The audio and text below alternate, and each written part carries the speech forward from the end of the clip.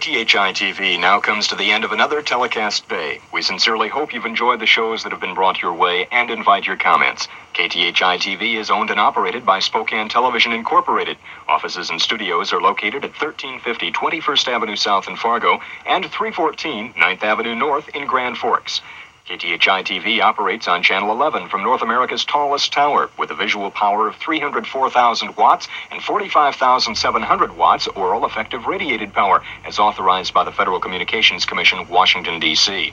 The entire staff and management of KTHI wish you a pleasant good evening. Ladies and gentlemen, our national anthem.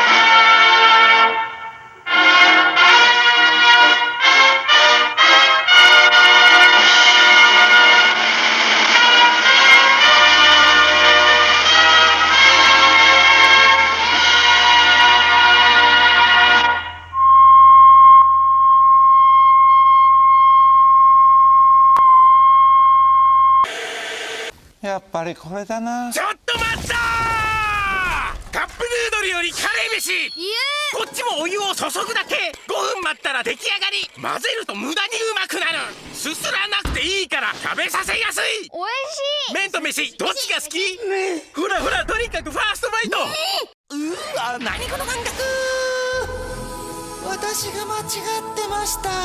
麺より飯カレー飯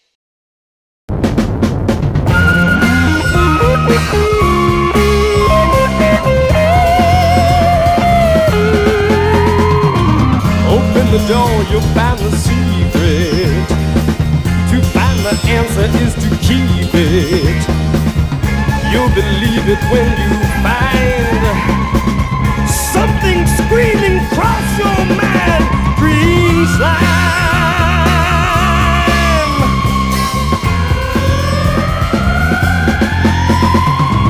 What can it be?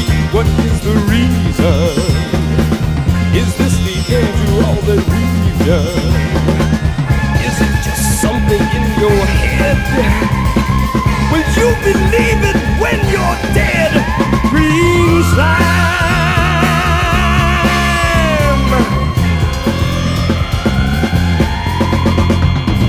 Man has looked out to space in wonder for thousands of years. Sometimes thinking that life could be somewhere, and now it's here.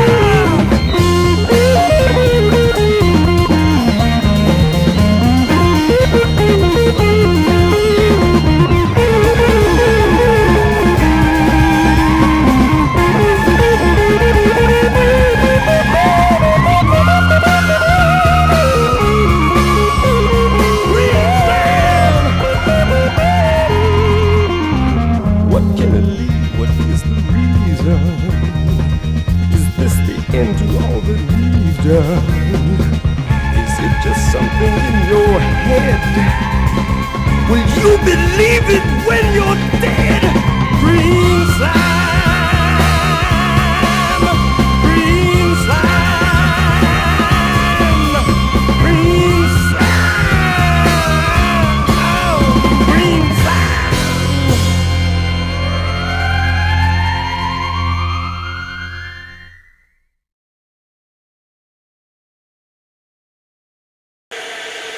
You're watching ADD TV, television for the weird and slightly radioactive.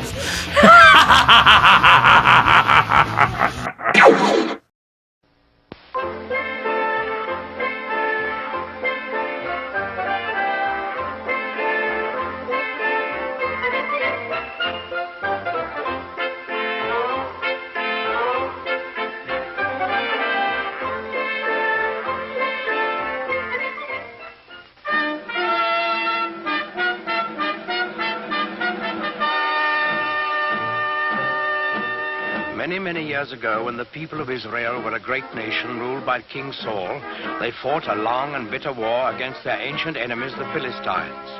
In those days, soldiers used swords and spears and bows and arrows, and they wore heavy armor and carried shields to protect themselves in battle, so that only the biggest and strongest men were taken into the army.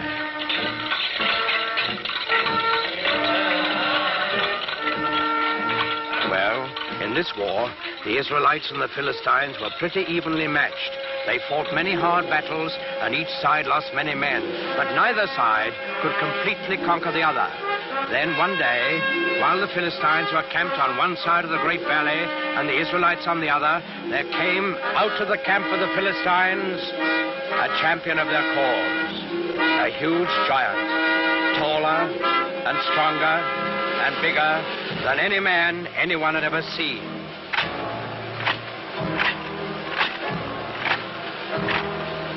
He wore very heavy armor, and his face was fierce and cruel, so fierce and cruel that it would strike fear into the hearts of the bravest. This was Goliath, the giant of Gath. He strode to the center of the valley, faced the armies of Israel, and in a voice like thunder, he hurled this defiance at them. I am Goliath, the giant of Gath, and the Philistines have chosen me as their champion. You, soldiers of Israel, choose a man for you, and let him come down here and fight with me. If he kills me, we will be the servants of Israel. If I kill him, you will be slaves to the Philistines. I defy any man to accept my challenge.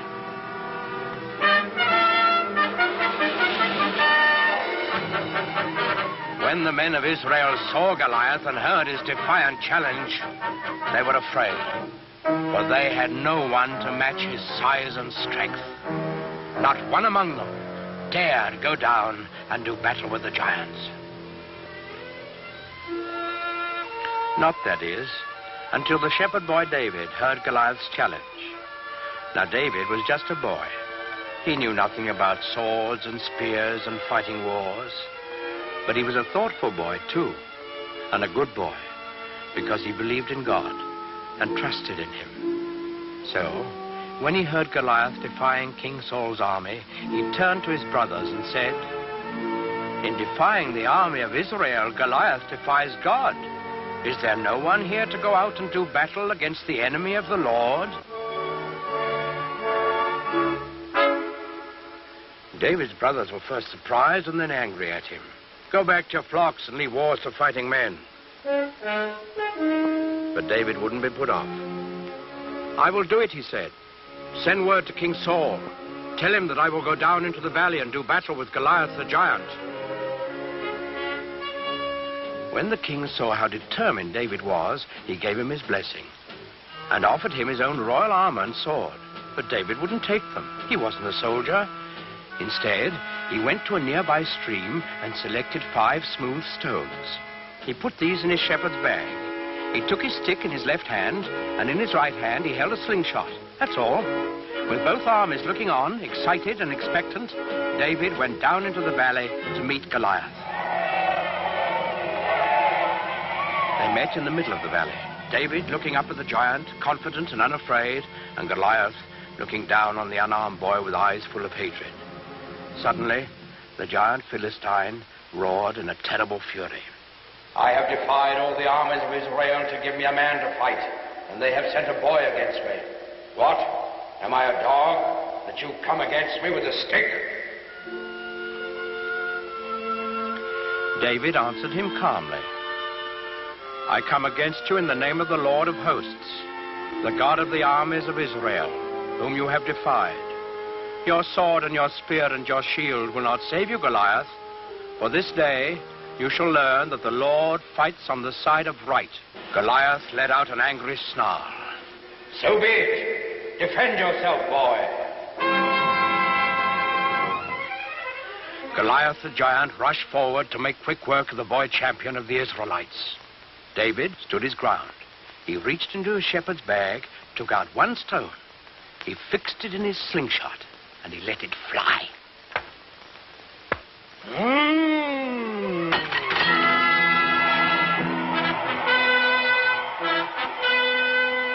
giant was dead, and the simple shepherd boy, who trusted in God, had done what all of King Saul's army hadn't been able to do.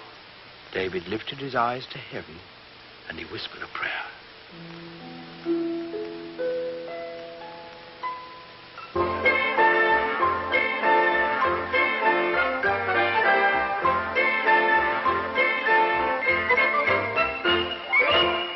Congratulations on your new Dixon City Hyundai. We've got selection. 1,000 cars to choose from. Our service can't be beat. Bumper to bumper, you can't lose. So when it comes to your next car, we have just one thing to say. Get exactly what you want. Come to Dixon City Hyundai. Save every day. Save Dixon City Hyundai style.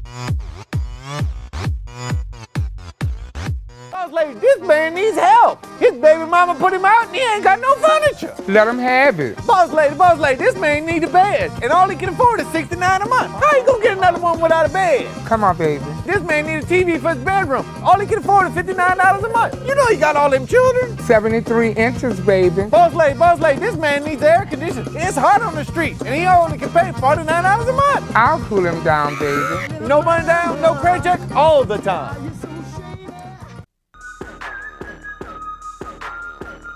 Where's the bass? Where's the bass? The super stereo. I found the bass. Find the bass only in North Seattle at Super Stereo Warehouse.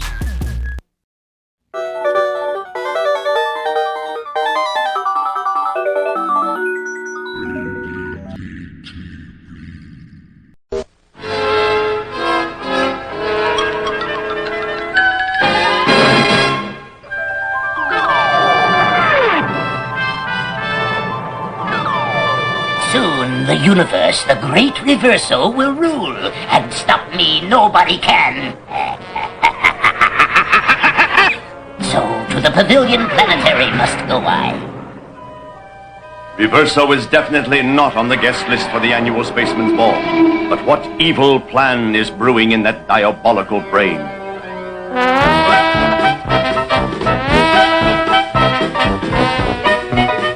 How about a quick shake around the shuttle, Jan? Well, I... Tracy. Yeah. Astro, wait a minute. Well, that's a new one. Losing out to a police dog. Yeah, Easy. You're really light on your feet. I wish he was light on my feet. Hey, how come the music's going backwards? It's more than the music, Astro. Look at my ace watch.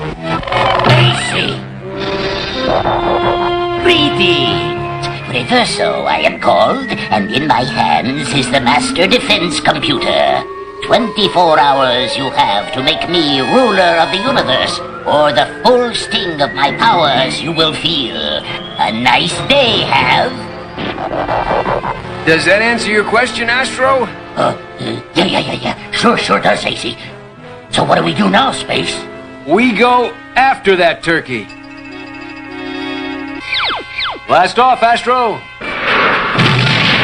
I'm gonna punch out Reverso's lights. I'm gonna give him a fat upside-down lip. I'm gonna... Easy, Dipper. First, we gotta catch him. Hey, AC, don't worry. You got us on your side. Yeah. Aren't I the lucky one? You have to get that master computer back, Space Ace. The fate of the universe is in your hands. No problem, Chief. I can handle... we can handle Reverso. Setting course for Reverse World now, Chief. Stand by, going into light speed. Coming up on Reverse World now, AC. Yeah. Okay, put on the asteroid disguise, Astro. Put on the asteroid disguise, Dipper. Put on the asteroid disguise, Kaz. Put on the Astro disguise, Astro. You got it. What happened to the viewports? I can hardly see where I'm going. I forgot to tell you, AC. I forgot to clean them.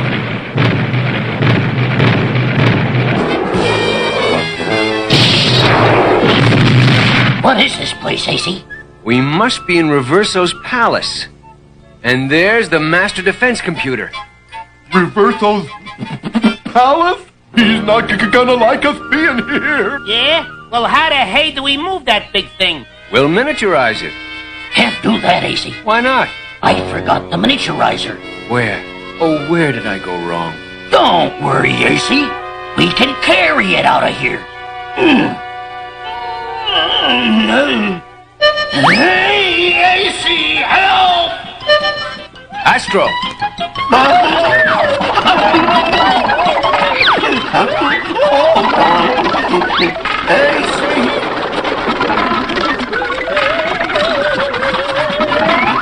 Push every button until it stops. You all right, Astro? A little weird, I feel, AC. Hey, I'm not AC. He's been reverserized.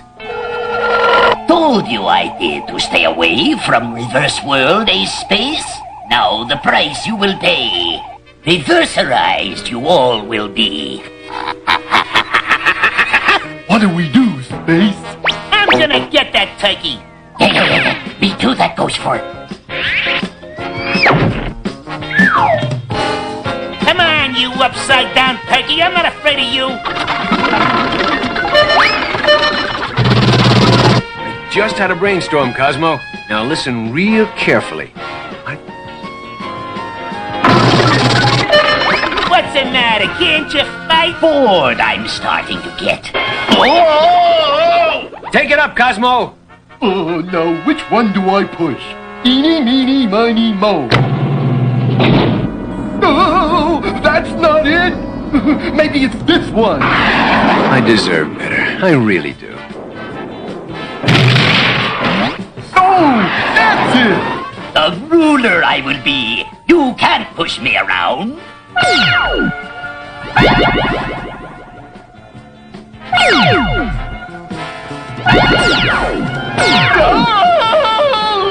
Cosmo, push the smokescreen button.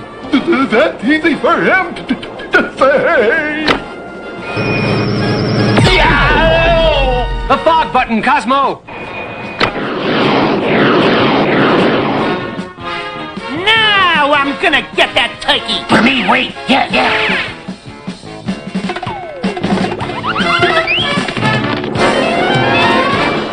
Push the stop button, Cosmo.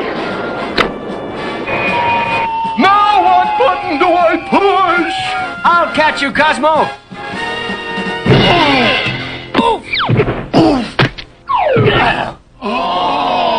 Now that's what I call teamwork. And so the universe is spared the iron-fisted rule of Reverso, thanks to the gallant efforts of Space Ace and the Space Dogs. Yeah. Truly my best pal you are, Ace. I told you 1,000,000 times, Astro. He's Space Ace, I'm Con. Sometimes you get lucky. Meet Mr. Clean, Procter & Gamble's new all-purpose liquid cleaner. Mr. Clean gets rid of dirt and grime and grease in just a minute. Mr. Clean will clean your whole house and everything that's in it. Floors, doors, walls, halls, white sidewall tires, and old golf balls. Sinks, stoves, bathtubs he'll do. He'll even help clean laundry too. Mr. Clean gets rid of dirt and grime and grease in just a minute. Mr. Clean will clean your whole house and everything that's in it. Can he clean a kitchen sink? Quicker than a wink. Can he clean a window sash? Faster than a flash. Can he clean a dirty mirror? He'll make it bright and clearer. Can he clean a diamond ring? Mr. Clean cleans anything. Mr. Clean gets rid of dirt and grime and grease in just a minute. Mr. Clean will clean your whole house and everything that's in it. Mr. Clean, Mr. Clean, Mr. Clean. Don't be chicken to use Inex, you don't need to be afraid. If you use it right, the white gets white and the color will not fade. No need to be chicken about your old friend Ilex. It's strong enough to get food stains out of your kids' clothes. Safe enough for today's new synthetic. Ilex does what a bleach is meant to do. If you use it right, the white gets white and the color will not fade. Ilex, it's strong but friendly. Thank you, ladies and gentlemen. And now let's welcome the new big mouth from the great Northwest. The one with the wide open style that really lets you have it.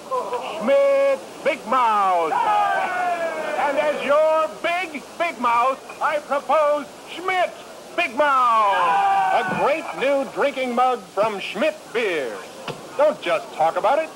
Open wide and say, ah.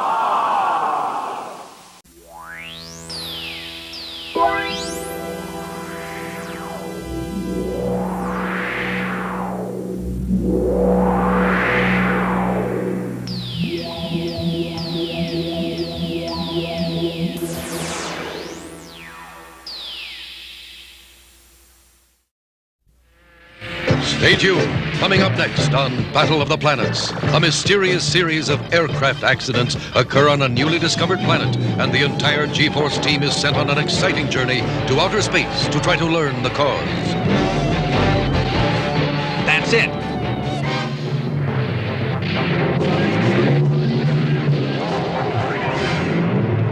What is it? A giant mummy. What is the fearsome thing that haunts the skies above the alien planet? Who sent it? Where does it come from? How can G-Force cope with an awesome force that is neither human nor machine? Be sure to watch this exciting episode coming up next.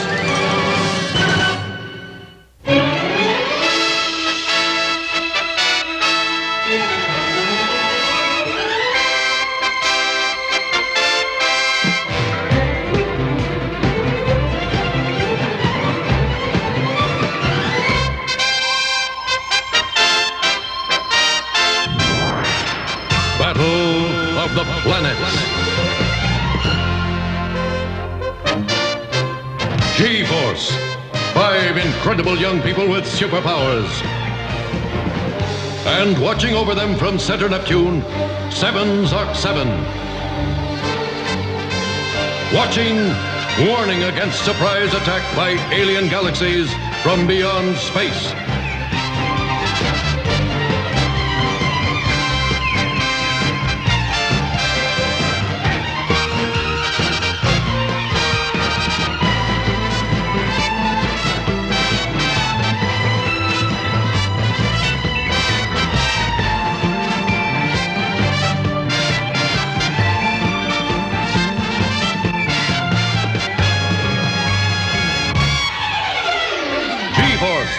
Fearless young orphans protecting Earth's entire galaxy. Always 5, acting as one. Dedicated, inseparable, invincible.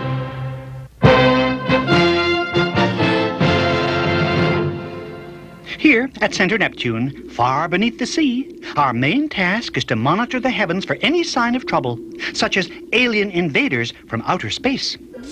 But now and then something wonderfully new and exciting happens. Like last week, when I was making my regular check of all the galaxies, I discovered a completely unknown planet.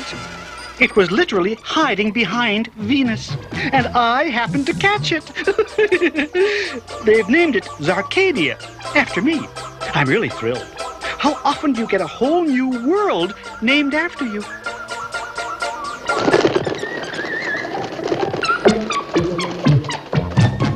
I know I should be checking on other planets, but I just can't resist putting Zarcadia on my monitor now and then. Look at it. That's the one. 3,000 from the left and 2,000 down. Isn't it beautiful? And you know what's really mind-blowing? It has an atmosphere almost identical to ours here on Earth. And human beings, just like us. Well, that is, like you. I've been watching Zarcadia quite closely, and I've discovered that some very mysterious plane crashes are occurring up there. So we're sending our whole security unit to check it out. G-Force and Chief Anderson. They'll be launching as soon as I push this button.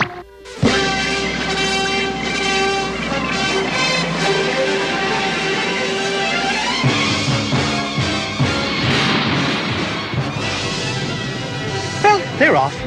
Good luck, team, and take care of my world. Phoenix to Center Neptune. We're halfway through the solar system and climbing, Zark. I read you, Commander. You're right on target. Set it on auto for time warp, and I'll take over controls. You got it.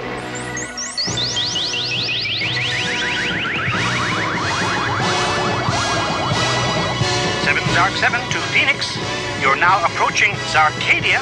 Set retrojets and prepare for entry. Be on the alert. They have a lot of air traffic there and we don't know their patterns. Stop biting your rivets, Zark. We made it just fine. Be in touch later. Over. Whew, that's a relief.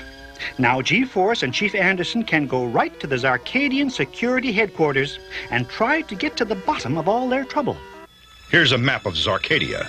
They say there have been 4 crashes in 4 weeks. That can't be coincidence. Nor can the fact that they all happened within 25 miles of each other. I've heard lots about Cat, but this is ridiculous. Cat? Oh, you mean clear air turbulence. It's never been known to occur up here. Yet none of the pilot's tapes mention clouds, only something white. Where are you going? I'm not finished. Come on, Chief. We've known each other a long time.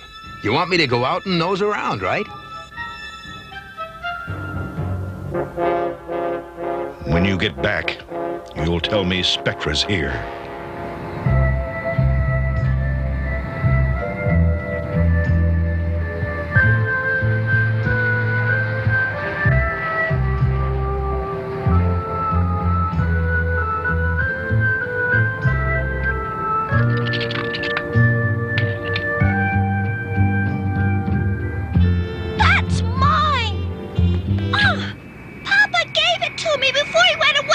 Well, that's nice. Why don't you take better care of it? Excuse me, but has this young man done something wrong? No, nothing. Forget it. This is my nephew. I'm taking care of him while his father's, away.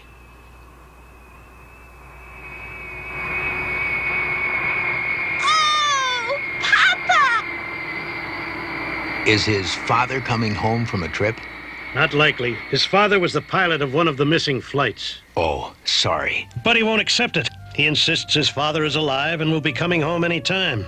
So he comes to the airport every day to welcome him when he returns. Oh, please forgive me. I'm Dr. Sweet. I'm Mark, a visitor from Earth. Pleased to meet you, Doctor. I don't know which is better, making the boy face reality or letting him keep his hope.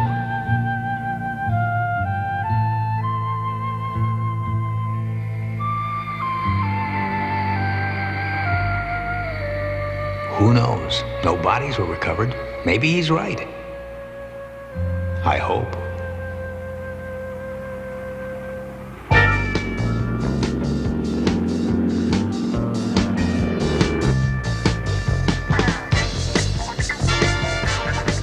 They radioed the first emergency from somewhere right around here.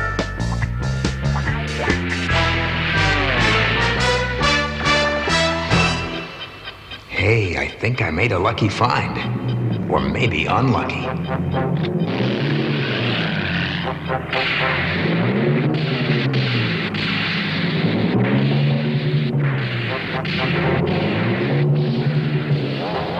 That's it.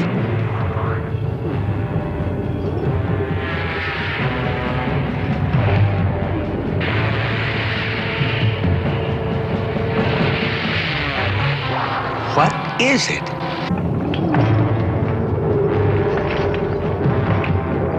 A giant mummy.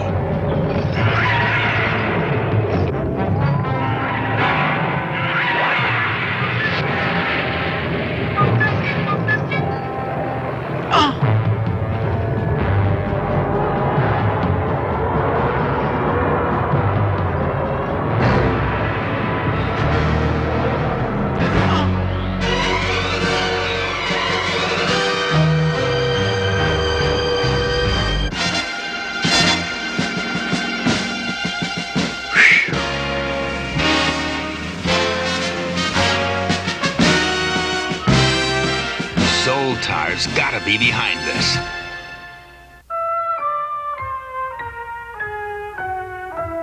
We found traces of plutonium X on the surface of your aircraft. Every planet in the galaxy stopped making that because it's too radioactive. Every planet except Spectra. It must be what they're using to propel that giant mummy. I'm glad you were protected in your plane. Isn't there a neutralizer? Something to counteract that radiation? There is. It's called anti-Pluton, a new synthetic mineral invented by a Dr. Sweet. Dr. Sweet? I met him today. You can bet that's why Spectra's here. They're probably after Sweet right now. And Sweet's brother was piloting Flight 5.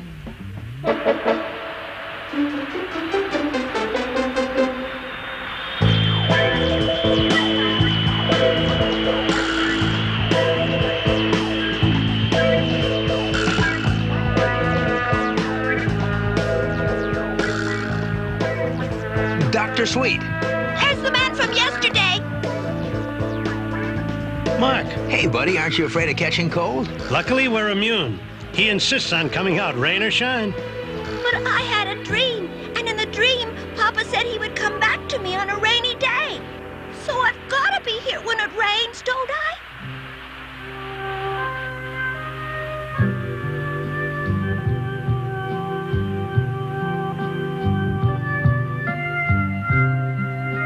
Hey, I'll bet that's him.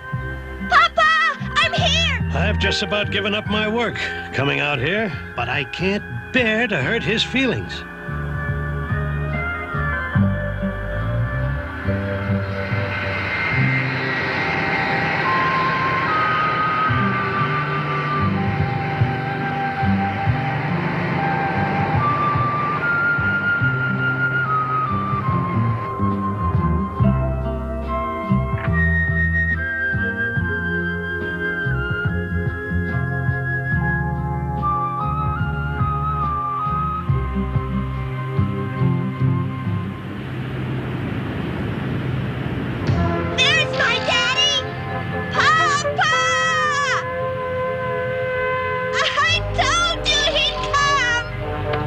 It's my brother. I just can't believe it. You came home.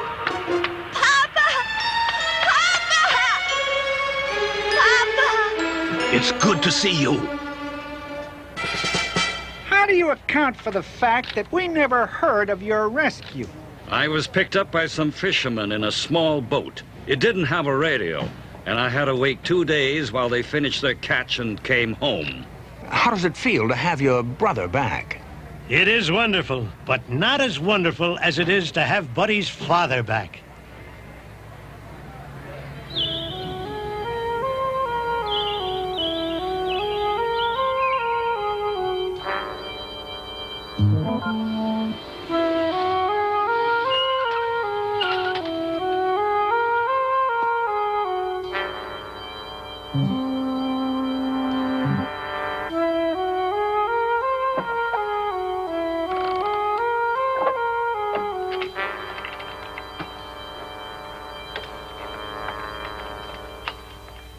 What are you doing at my safe? Who are you anyway? You're not my brother. How can you be sure? I didn't want to make a scene in front of the boy, but my brother never wore rings. Spectra Research should have known. So you are from Spectra. I am Spectra. You may have heard of me, Zoltar.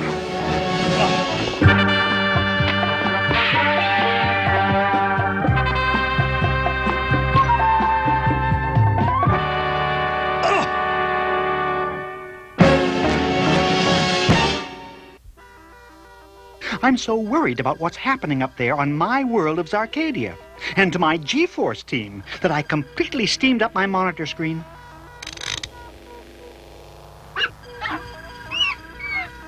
Now, maybe I can get a clear look at that evil Zoltar and see what he's up to.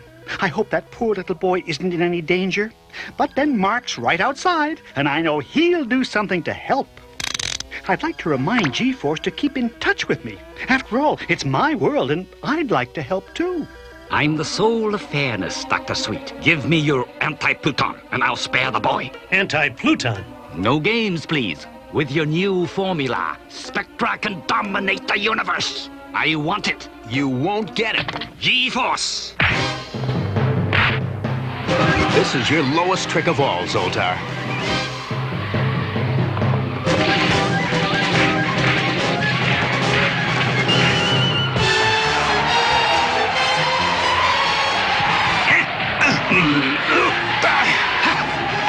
Leave my daddy alone! Hey! I hate you! It's all right. I'm sorry, buddy. You said you were from Earth. I'm with G-Force. We were sent to keep Spectra from getting your anti-Pluton. I've only extracted a tiny bit so far, but it works. I hid it where I thought they'd never look for it, in a child's trinket. I know Spectra's the only planet using plutonium X, so it was only a matter of time before they struck. But to strike through a child... No, you can't have it. It was my daddy's and you hurt my daddy. No, buddy. That man isn't your daddy. He just looks like him. He's a bad man named Zoltar, who can change his looks to confuse little boys like you. No, I know my daddy. The space mummy is descending on the airport. I'd better get the chief to contact Mark.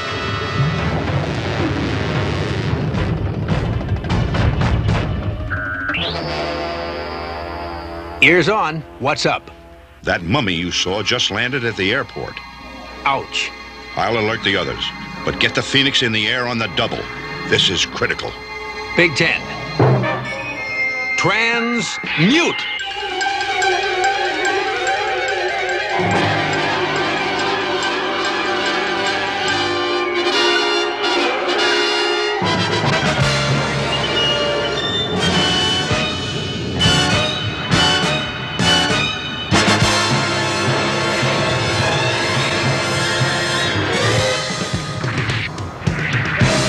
Goodness, they sent out a fleet of robot attack planes to help.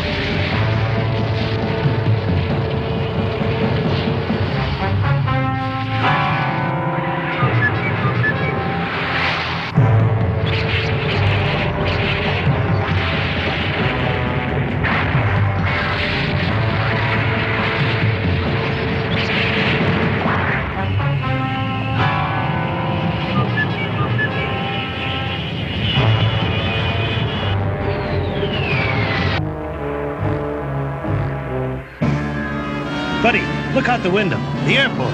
Oh! Could he have gone to the airport?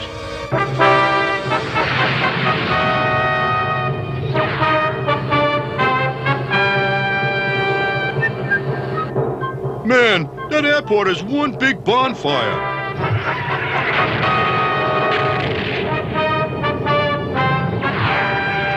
What are we doing? Saving our missiles for July 4th? No, he's just brushing missiles off. We've got to use anti-Pluton, but we have to place it just right. There's only enough for one shot. But where's the critical spot? Get real close, Tiny. Maybe I can figure out where to aim.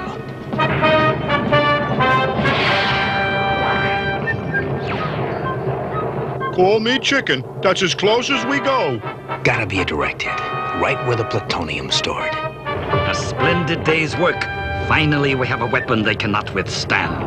With the mummy, we can conquer every galaxy in the cosmos.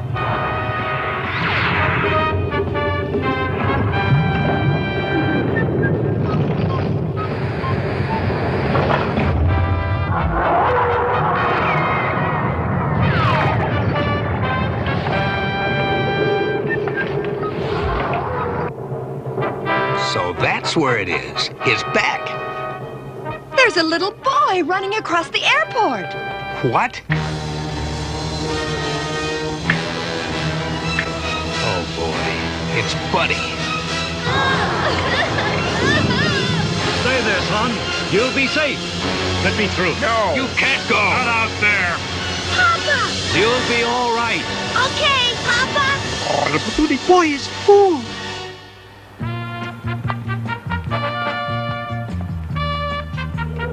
He's gonna let that mummy trample that boy. Do it, Mark!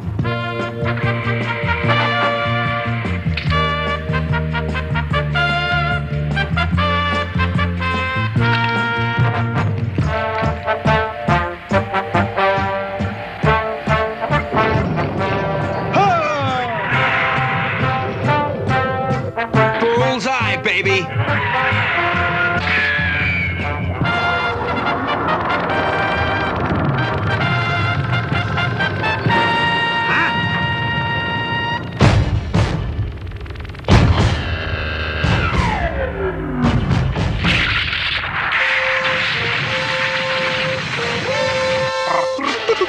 Hope it works. Don't worry, Kia. Mark always knows what he's doing.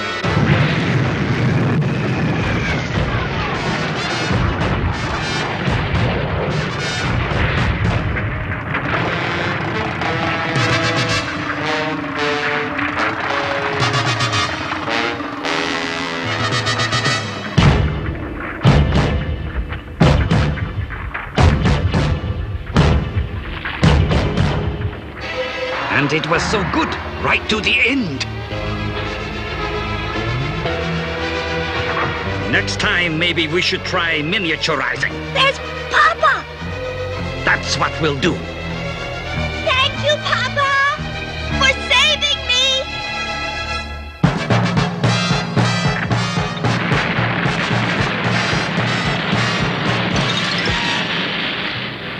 There he goes. Zoltar never fails to have an escape. You said he wasn't my daddy! You said he was bad! He was good! He made me stay where Uncle could save me!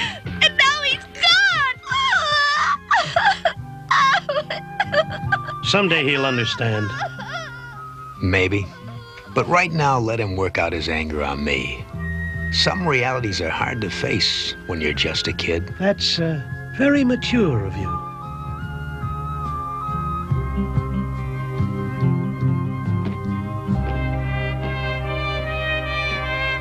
Another perfect Spectra weapon down the tubes. G-Force has defeated the evil Zoltar and driven the forces of Spectra off the planet Zarcadia. My new world is at peace again. Spectra will never be able to use Plutonium X again either.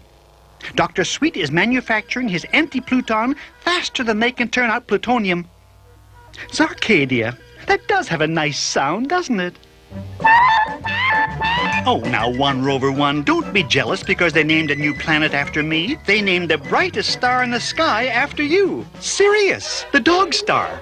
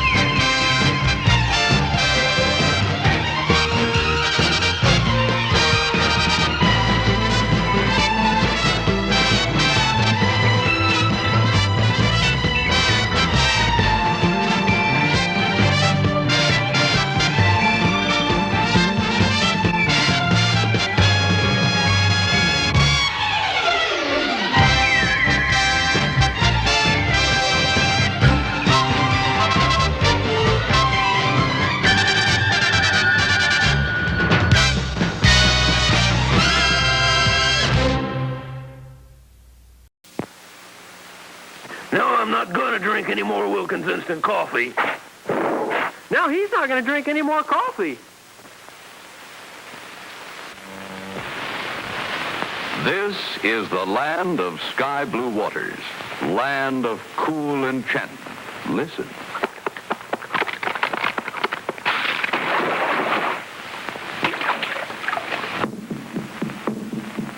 From the land of sky blue waters, from the land of pines, lofty balsams, comes a very refreshing, hams are very refreshing. Hams. Yes, from the land of sky blue waters to you comes Hams, the beer refreshing as the crisp, cool land it's brewed in. The beer that captures for you the wonderful refreshment of this enchanted Northland. Hams. Mmm. Hams. Crisp, clean cut to the taste. Refreshing. Hints of lakes and sunset breezes, dance and sparkle in each glassful. Hams are very refreshing, hams are very refreshing, hams. Refreshingly yours from the land of sky blue waters.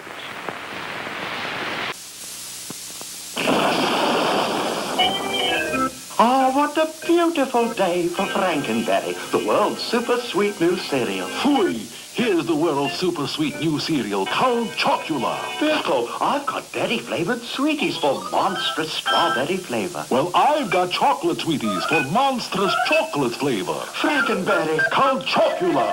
Meow. Frankenberry, Count Chocula. Hi, kids. Hi, Pedro. Kids, let's all sing the Ked song. If you want shoes with lots of pep, get Ked, Ked, Ked. Or bounce and zoom in every step, get Ked, Ked, Ked. You'll be a champion with style. Hit that ball a half a mile. They're tough, they last a long, long while. Ked, Ked, Ked. There's a pair of smart youngsters. Hi, kids. Hi, kiddo. Say, why do you kids wear Keds? So I can run faster and jump farther. So I can win more often. Right. Always look for the label big and blue. Ked, Ked, Ked. That spells out U.S. Ked for you. Ked, Ked, Ked. Those shock proof arches sure are neat. The right support for growing feet. So be a champion athlete. Ked, Ked, Ked. Product of United States Rubber.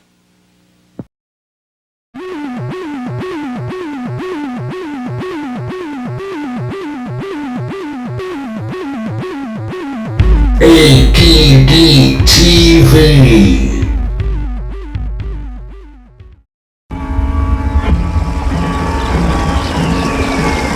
From the far reaches of outer space comes a threat to planet Earth.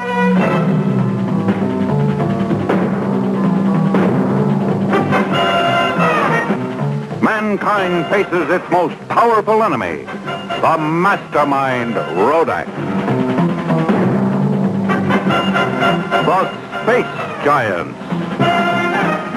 Goldar, a 50-foot robot, and his electronic space family are created to defend our world.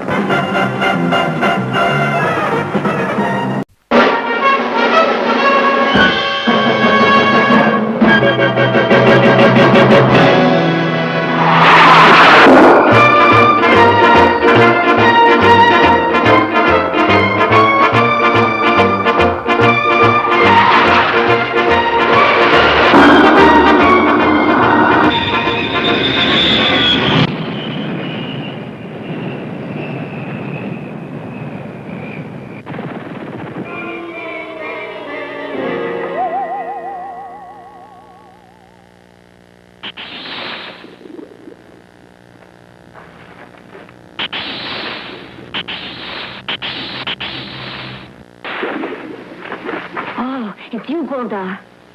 Yes, Miko. Are you all right? Uh-huh. Where did you go?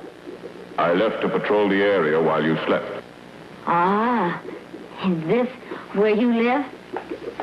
Yes. Goldar, welcome back. Who's that child? He is an Earthling. His name is Miko. This Earthling is a friend of yours? Yes. How do you do?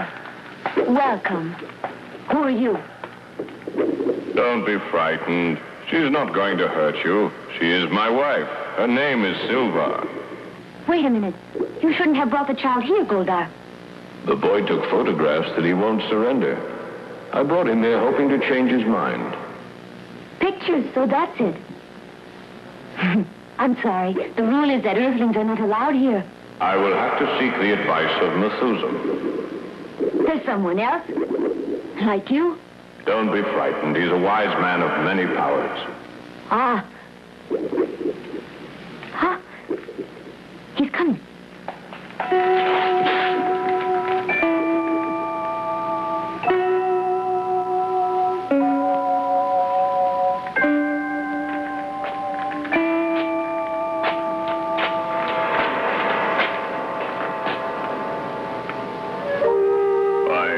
Listening to everything that was said. Where is the camera? I brought it here. Also the boy who took the picture. I want you to make a copy of that film. Yes, sir.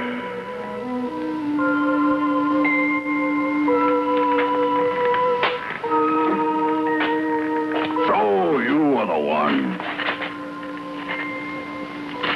You took that photograph to give to your father's wire service. You are the first Earthling to see this hideout. Where's the photograph? It's for my father, and he has to give it to his editor. You are a very determined boy. Your father must be very proud to have such a son. Here's the camera. We have a copy now. Good. You can have the camera, Miko. Project the photograph. Who's that? His name is Rodak. Goldar, it is very important that you remember his face. Be on guard against him at all times. Yes, sir. That is your enemy until he can be destroyed. He is full of tricks and evil powers, and he will stop at nothing to gain control of the Earth. I don't understand. Why doesn't anyone tell me what's going on? Please tell me, who is this Rodak? All right. He is a creature from space who is only interested in possessing this galaxy. Huh? He is now centralizing all of his forces to control Earth. Oh, he's dangerous. One by one, he has already captured many stars in this galaxy. He has many weapons that are controlled from his spaceship. He strikes with viciousness and destroys everything in his path. There is no end to his greed and evil methods. He has already conquered many stars, destroyed those who lived on them, and left ruins in his path. Now, he wants to do the same to Earth, so beware of sudden strange happenings. Foolish people. None of them would have been destroyed if they had surrendered peacefully to me. Now the Earthlings will know of my great powers, and their planet shall be mine.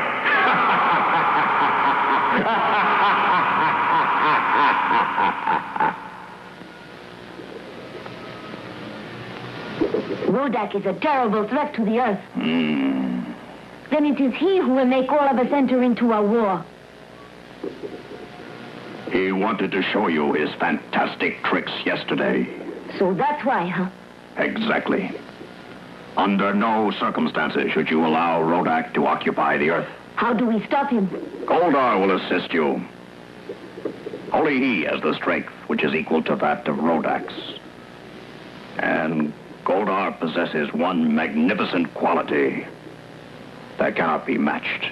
And that quality will be the eventual defeat of Rodak. And what's that? I promise I won't tell anyone. All right.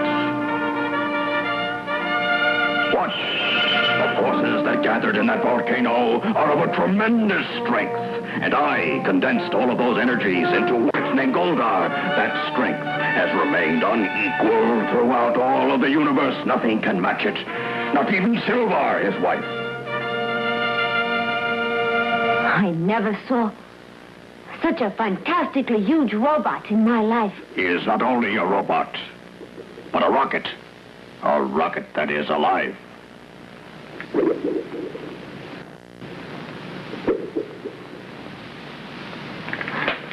Can you show me some of the great powers that he has? I don't think so. Please. That is a great secret which cannot be divulged that easily. Oh, please, I want to see. I won't tell anybody, I promise. Please show me. I'll make an exception. All right, Goldar. Show the lad your strength. Yes, sir. First, the gamma ray.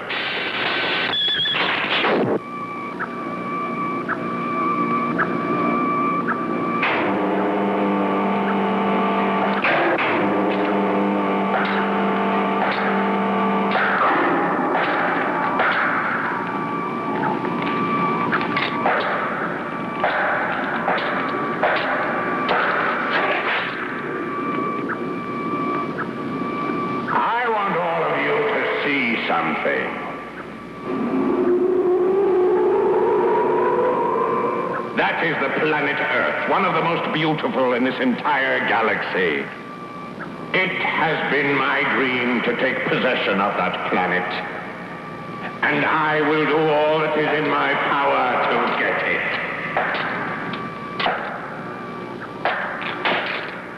Nothing can stop me, because Earthlings are not strong enough. And once it is in my power, all of you will be rewarded.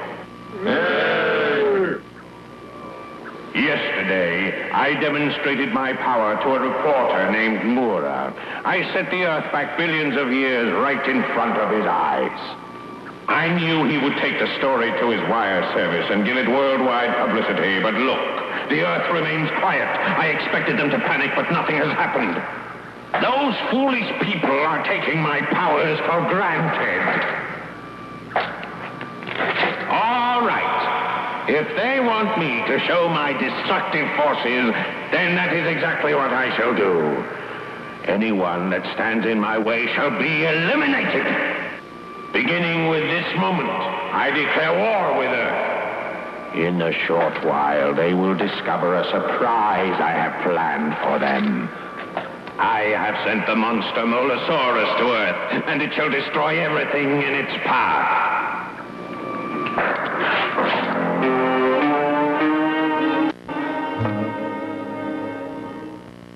I'd like to speak to you. Yes, sir. How are you feeling? Sir? I'd like to know if you feel well. But why? Because I think you're irrational. Oh, wait now. You're kidding. Do you really think I am? All right, what's that? Oh, it's my article.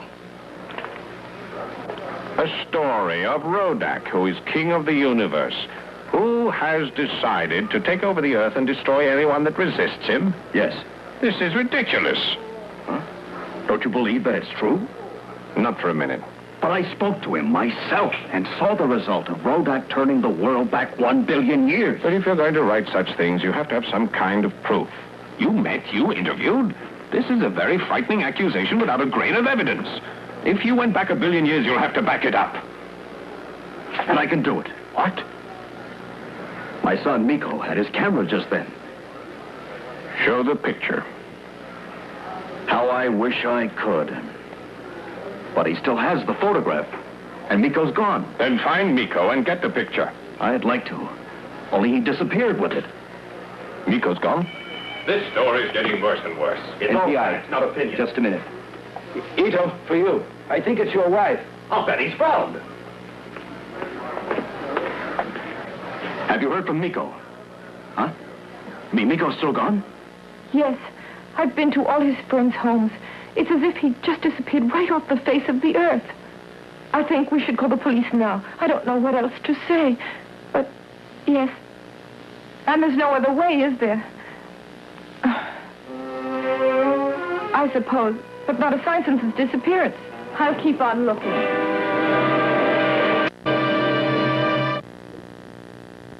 When you return home, tell your father that the Earth is in danger and must be alert against Rodak. Yes, sir. Good. Goldar, I want you to return this young lad to his house. Yes, sir. May I ask a favor, Methuselah? I have grown to like Miko very much. Well? You had the power to bring me and Silvar from our planet in the ZRF galaxy. Would you grant me the wish of bringing us a son like Miko to this mountain? you would be kind to grant his wish. It is so lonely when Goldar's not here. Please, Methuselah.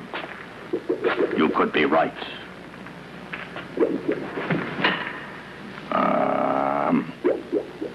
A husband and wife should have a child. All right. I will grant both of you one. Silver, place the boy directly in front of the mirror. Ah, thanks. Come.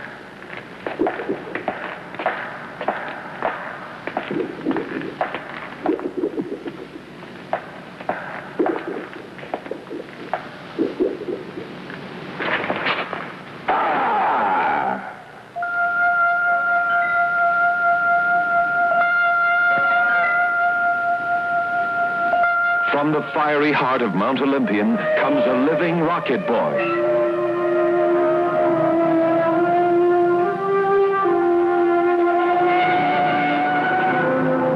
Silver, this is your son.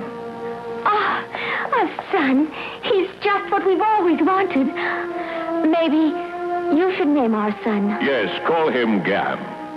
Ah, that is such a wonderful name. You hear? You're going to be called Gam.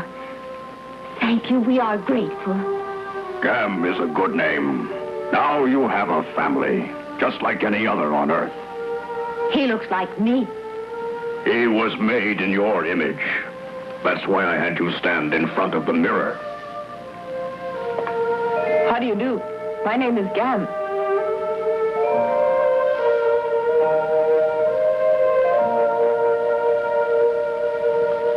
Miko, I want you to take this whistle. Use it to call us whenever there is any trouble. Now you must pay very close attention to these instructions.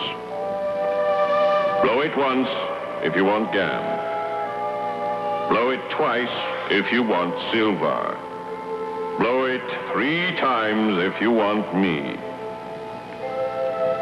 Do you understand?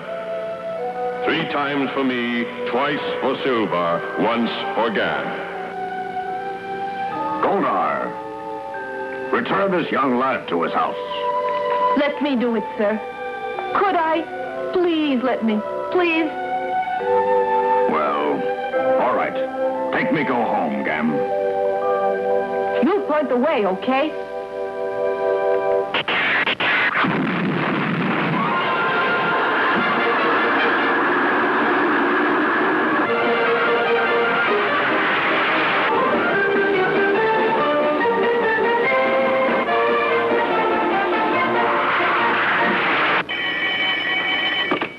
Hello?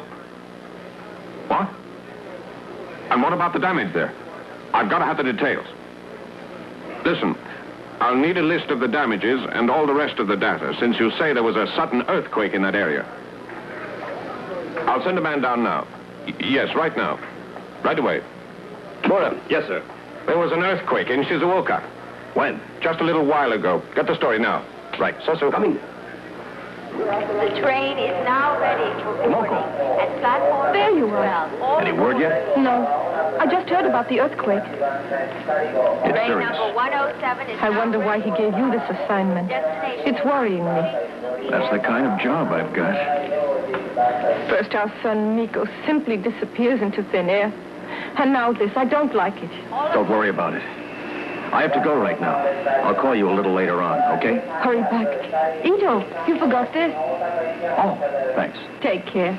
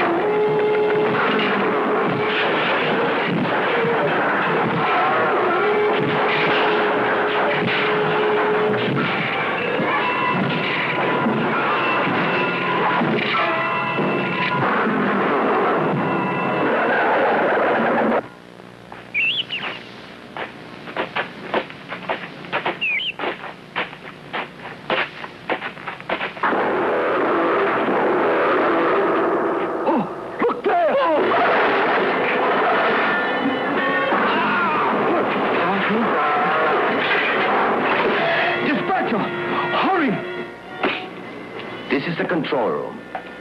Huh? A monster? What have you had to drink? In the mountain? Are you two trying to kid me?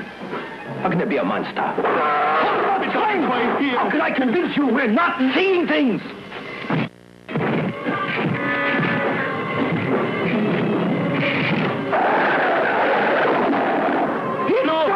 Get closer! Hold the train! Hold the train, I tell you! I will not hold that train.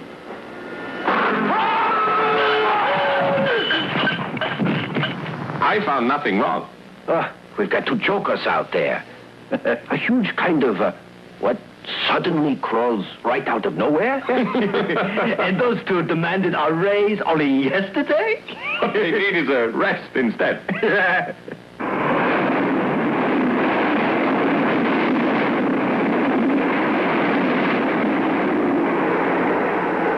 Ladies and gentlemen, welcome aboard train 107. On your right, you will find Mount Fuji. In a short while, we'll be arriving at Shizuoka.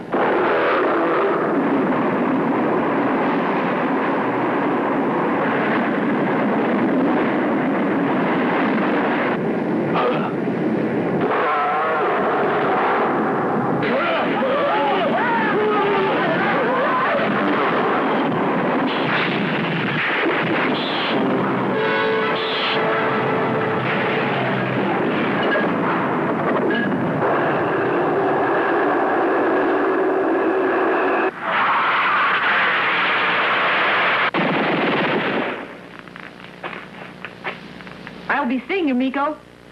You'll come when I whistle, okay?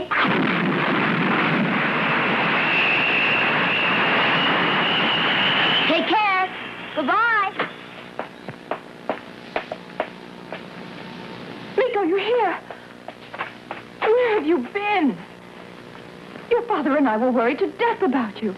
Are you all right? Yes. Papa's in danger. Papa, where'd he go? He's been in a bad accident. Papa was on a train that was derailed. Huh? Is he hurt? We don't know anything. None of the details was announced. We've got to help Papa.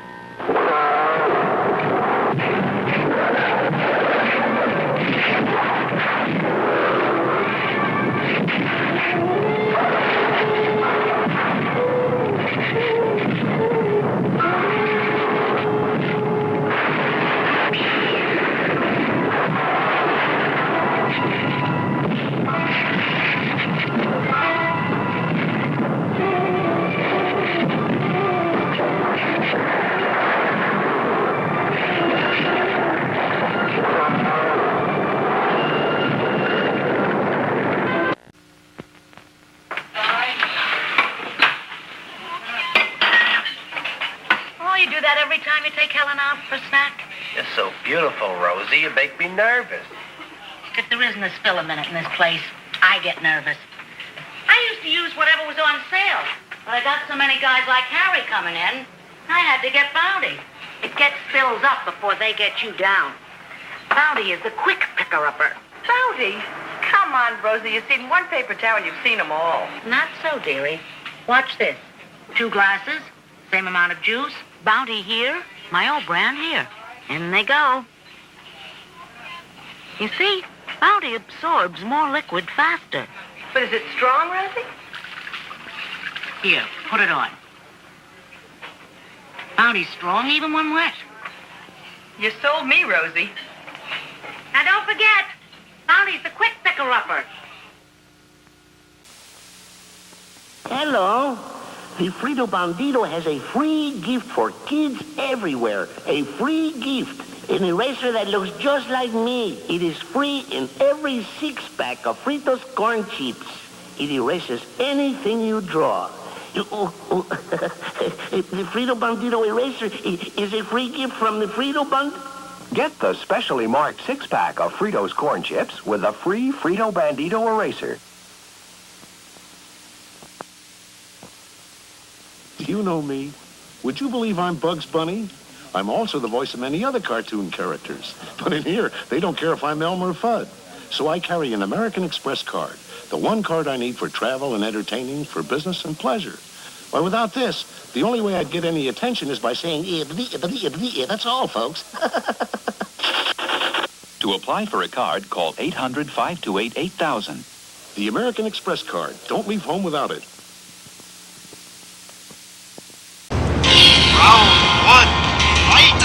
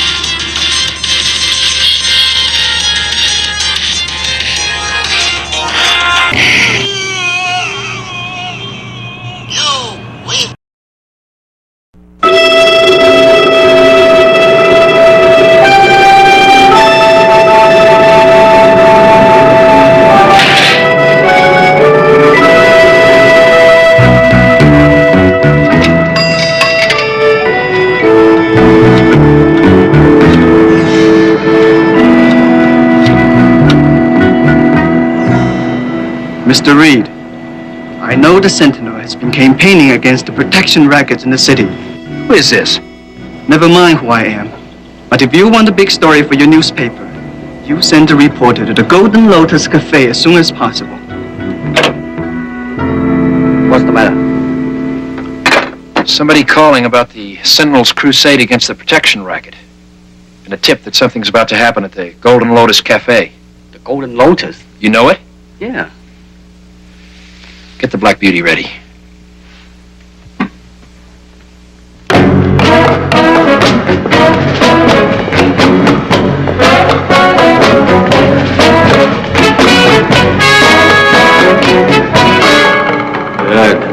They're closing.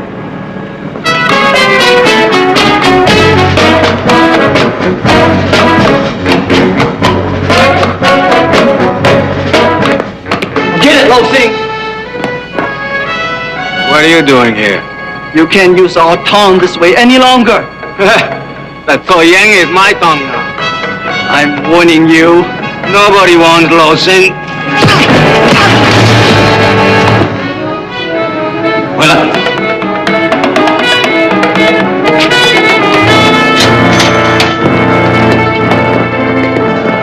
What do you want?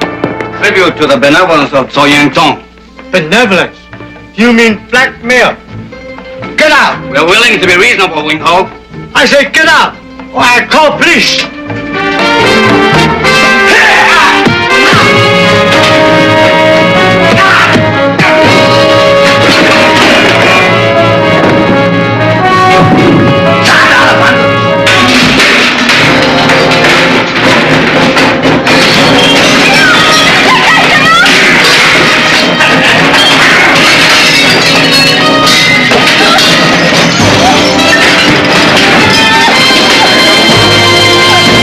Another challenge for the Green Hornet, his aide Cato, and their rolling arsenal, the Black Beauty. On police records, a wanted criminal, the Green Hornet is really Britt Reed, owner-publisher of the Daily Sentinel. His dual identity known only to his secretary and to the district attorney. And now, to protect the rights and lives of decent citizens, rides the Green Hornet.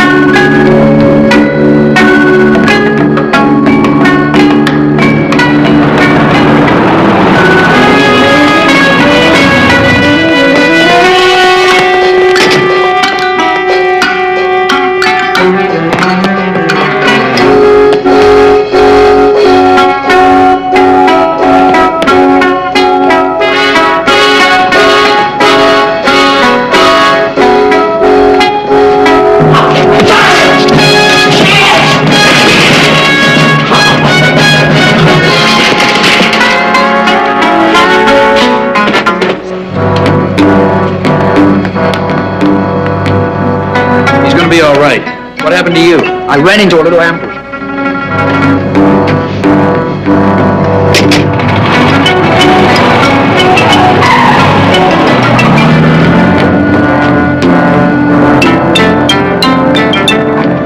Jimmy!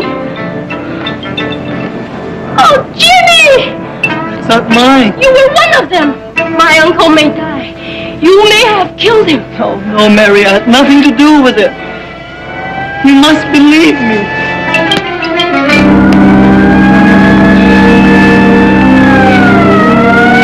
And although the attack on the Chinese restaurant owner had all the aspects of Tong rivalry, long believed obsolete, it is suspected that something more malevolent is really the case.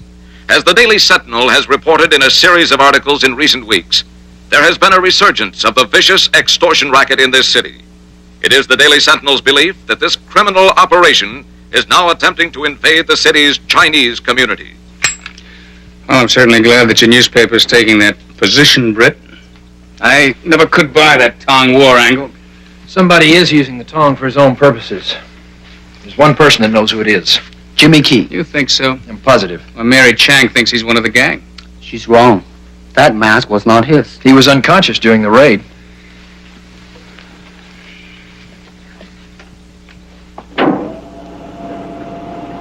Frank, we've got to find that boy. I've got a hunch we're not the only ones after him. If he poses a threat to the Tong, and they're after him, they're going to silence him permanently. I'll have the police put every available man on the search. Good.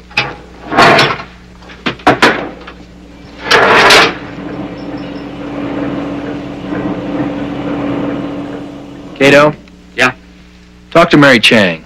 See if she knows where Jimmy Key might be hiding. Okay.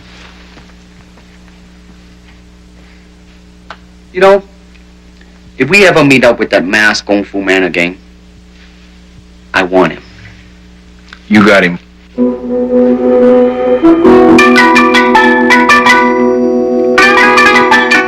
Praying Mantis School of Kung Fu has 500 years of refinement in it, like a wise founder. You can learn much from watching the Mantis himself at work. Note the tightness of the defense.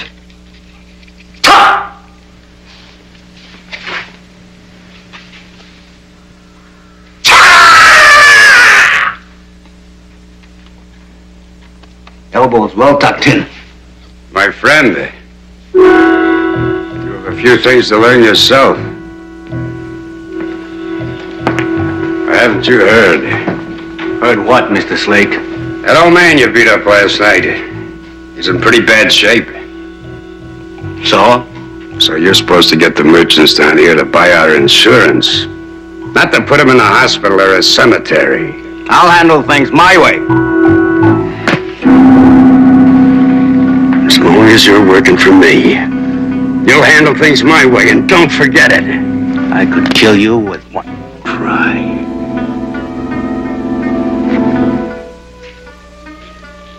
Now, about that kid the cops are looking for, the one that saw you go in the cafe last night. What's his name? Jimmy Key. I guess you realize if we don't get him before they do, we're in serious trouble. Jimmy Key will come to me. All I have to... You do it. Don't talk about it. I guess you have this outfit under control. The old man of the Tonga frightened. The young men are with me. Except one.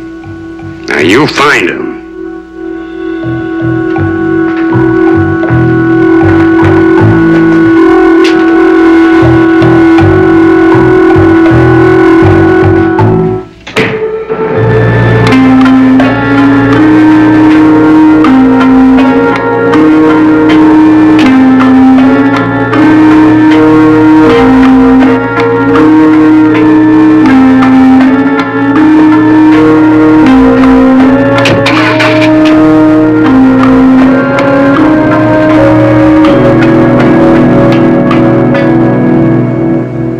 Then I decided to go to Tsoi Yin, see if I could get somebody there to talk. And when I was walking in, who do you think I saw coming out?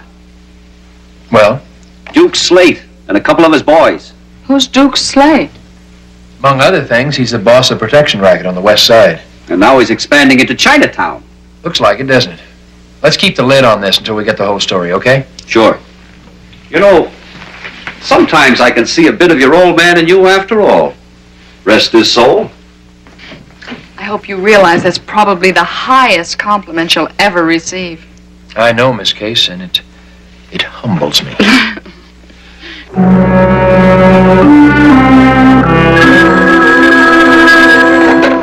Mr. Reed's residence. Cato, this is Mary. Yes, Mary? I know where Jimmy is. Where? In the old Buddha temple at the end of Mandarin Park. He called. Asked me to meet him at 9 o'clock tonight, but... But what, Mary? I don't know what to do. I can't explain. Something's happening. I have a feeling I'm being watched. Mary, this is Britt Reed. Where are you? The restaurant. Stay there. I'll have Miss Case, my secretary, pick you up and take you to her apartment. Thank you, Mr. Reed. Thank you.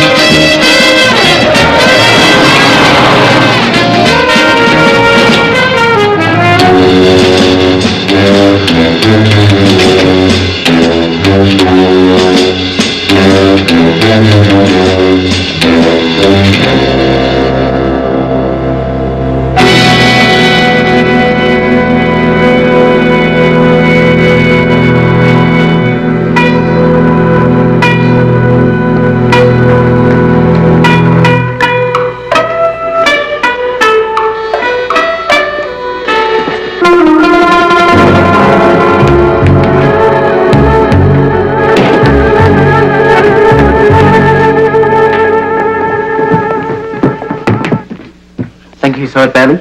Just stunned. We'll take him to Scanlon. Maybe he'll tell Frank what happened outside the Golden Lotus last night. He will. I know Jimmy. Then Frank will have Duke Slate and his Chinese hatchet right where he wants them.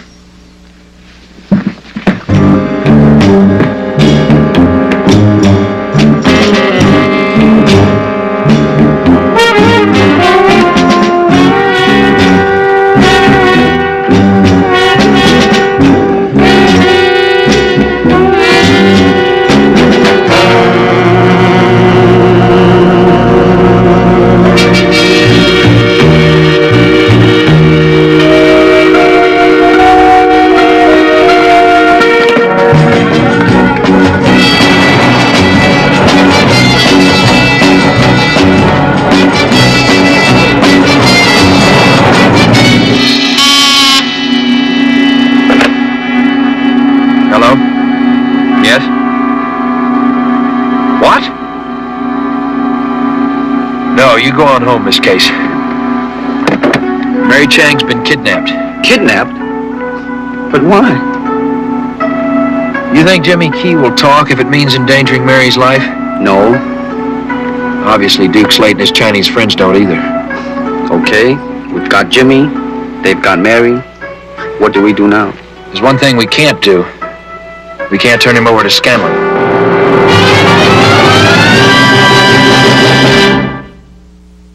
And although the police refuse to speculate, it is believed the mysterious disappearance of Miss Mary Chang is connected with a protection racket, which has been operating recently in Chinatown. I hope your plan works. It will. Jimmy Key is no fool. Get that.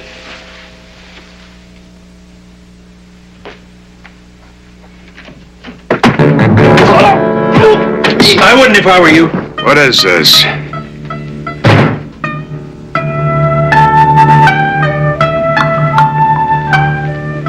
Feeling we've met before. Not now. Let's talk. What have we got to talk about? Mary Chang. Who? And the reason she's been kidnapped. I don't know what you're talking about. You kidnapped Miss Chang to force Jimmy Key into giving himself up in exchange for her release. Then you plan to kill him to keep him from talking. You sure you're at the right address? It won't work, Slate.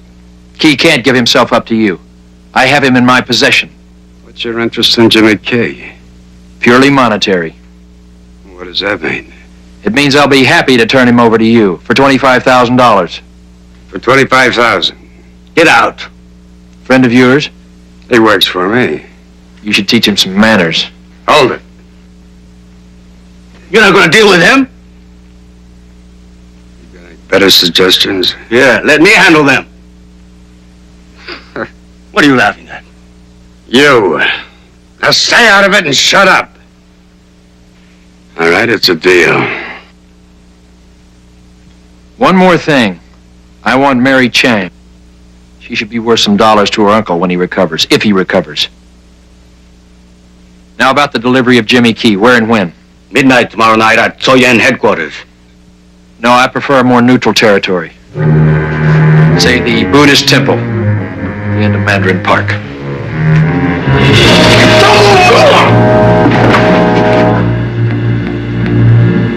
Till tomorrow night. Till tomorrow night.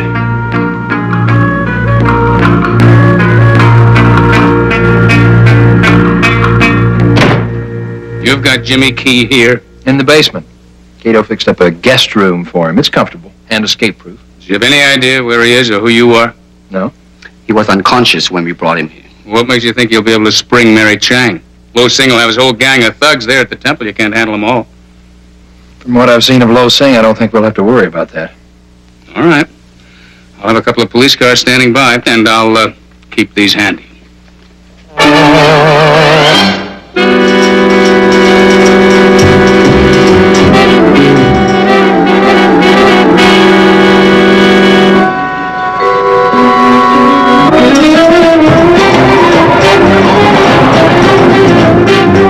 Where are you taking me now? You'll see. My father was head for Soyen for 30 years. I'm glad he didn't live to see what you and Lo Sing have done to our Tom.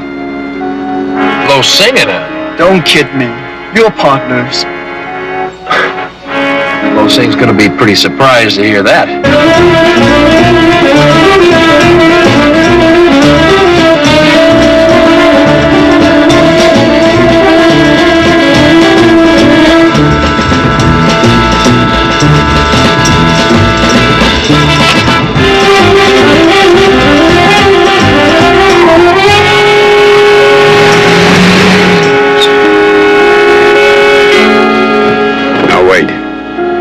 Wait until they get on the steps.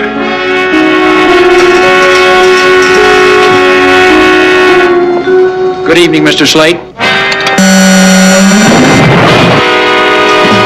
Get out. You too, Slate.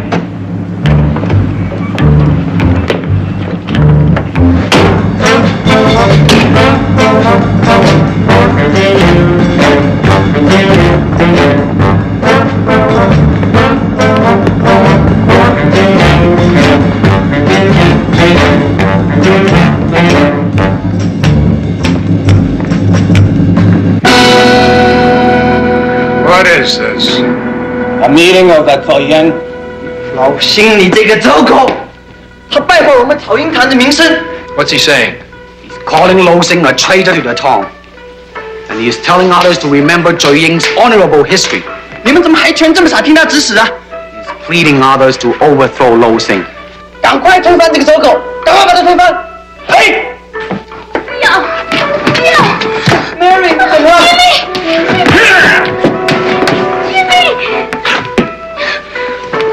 All right, let's get this over with.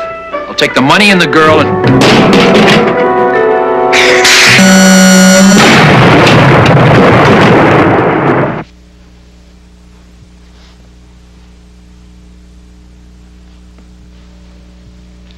All right, what is this? Where's the money? I do not pay tribute to anyone. Chucky, quit it!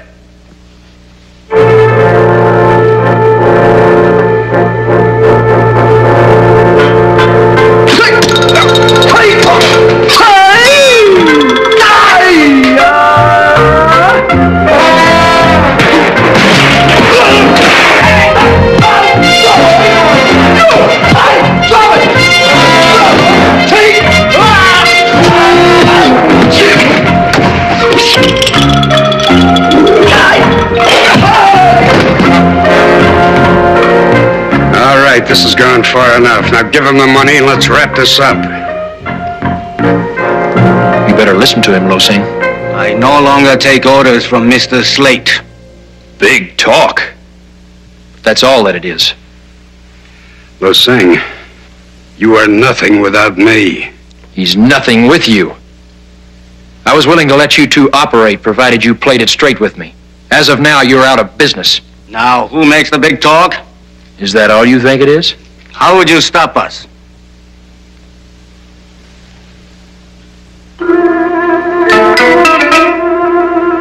Kung Fu? Isn't that the traditional way? All right, hold it. Now, we're not playing any games. Stay out of this, Slate. What do you say, Lo Sing? Man against man.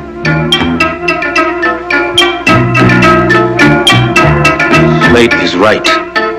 What's the matter, Lo Sing? The stakes too high? You afraid you might lose? I'll kill him as I would a fly. More big talk. This man is your leader, your hero. He backs down like a woman. Enough!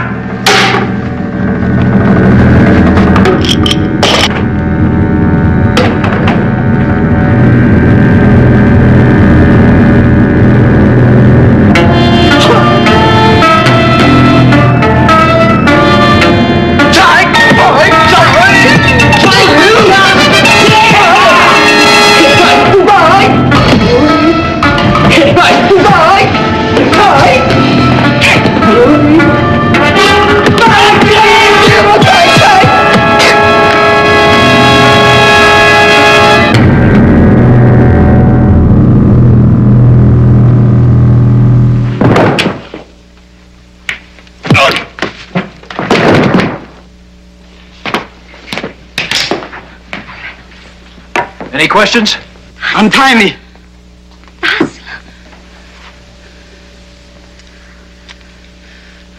What now? That's up to Jimmy. Lo Sing is finished. So ends the evil times this town has fallen upon. Now let's be wise enough to return the Toy Yuan to the tradition it represents. The tradition of my father. Okay, move in.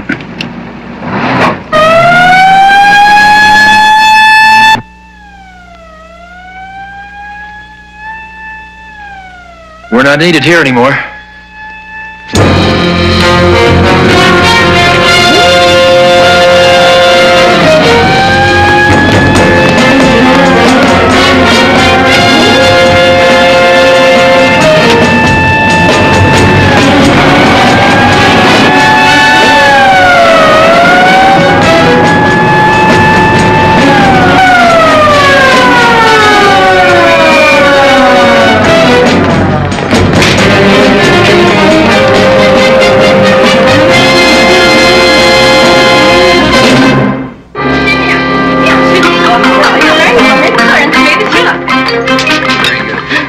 I'd like to propose another toast. Welcome back, Wing Ho, and a speedy recovery. Okay.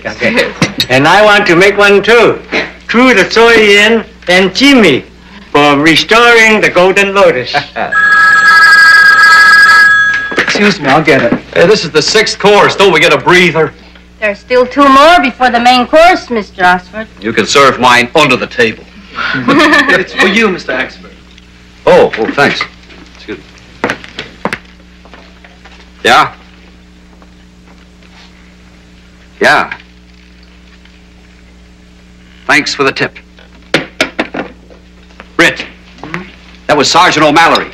The cops have got a guy trapped on the top floor of the Century Bank building. So? It's the Green Hornet. The Green Hornet? So Sergeant O'Mallory thinks. Well, aren't you coming? Well, not till I finish my almond duck. Almond duck. You're going to look pretty funny if it is the Green Hornet. Well, I can't argue with you there, Mike. Say, would you like some more peach chow yuk? I'd love some.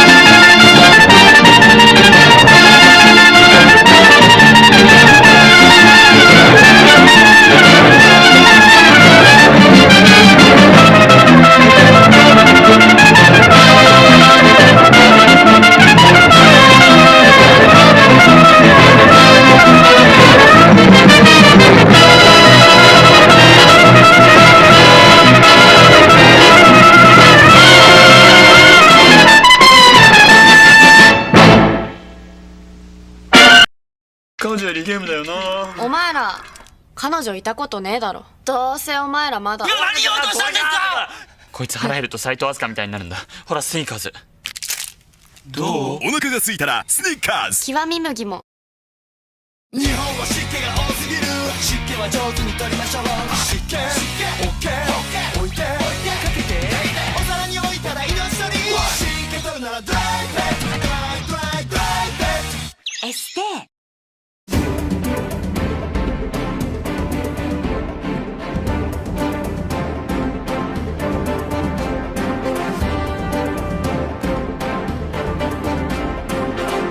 お店でピカチュウノートプレゼント中。パパパパパパパックン。食べ物はみんな友達。チキンもエビファイもラーメンも友達。好き好き大好きパクパクン。好き好き大好きパクパクン。パパパパパパ食べ物は友達。お米は仲間外れでしょ。お米の木にはせえへんで。パックン。食べ物は友達。食べるならパックン。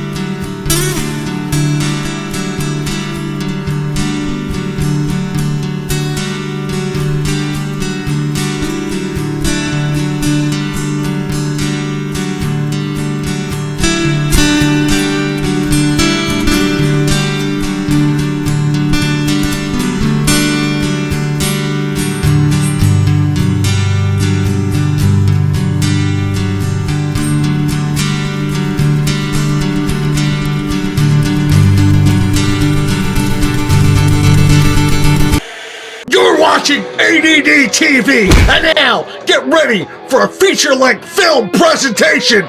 Yeah!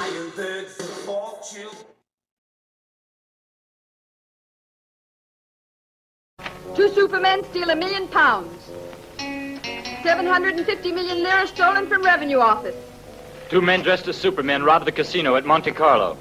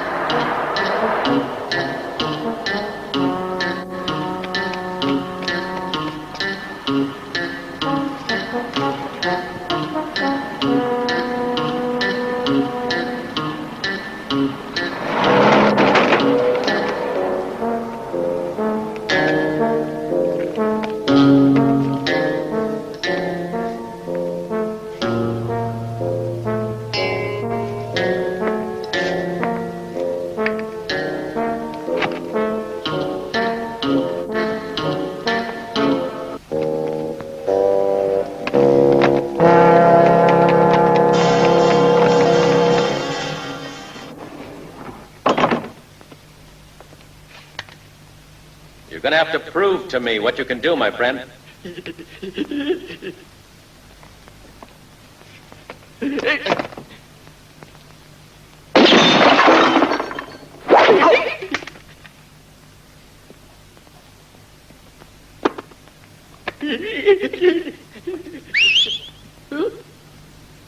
Take him. Easy with the guns, boys.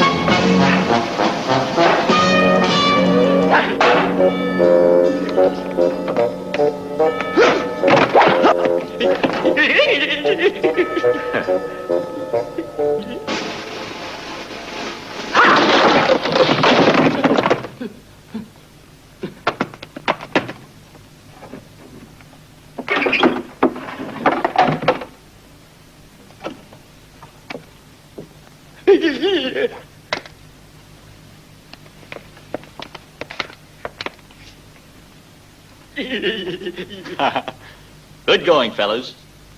Glad we were only playing. You're just what I need for a job I'm planning. That radio-controlled car was a surprise. I'm impressed. You're not so bad either, but I can't say the same for your friend. Shall we take him on as a partner?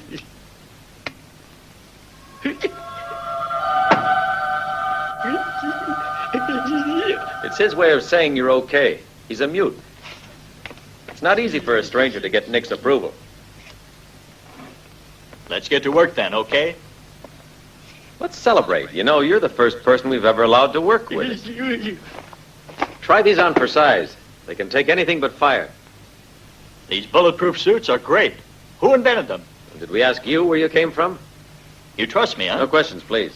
You came to propose a job to us. What sort of a job is it? A bank? The embassy of Shimusher. It's located in the old part of the town, and the streets are deserted at the time I planned for the job. What do we rob? The ambassador's medals? Shimusher is a newly formed state in the Middle East.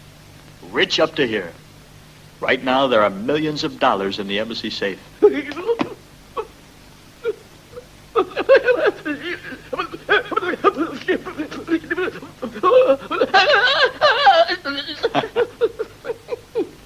It comes by diplomatic pouch. Sounds good. Need some help? The embassy's full of guards. Bet those gadgets of yours aren't fast enough. Try this. Mm-hmm. But you need guns. You may have to shoot the guards. We never liked the idea of killing.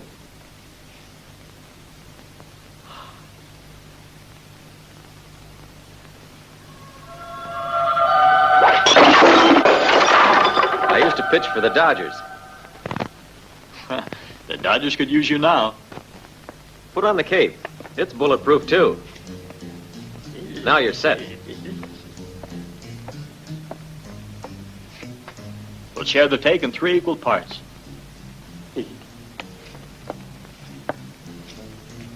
I've got the feeling we'll be an invincible team. The 3 Fantastic Supermen.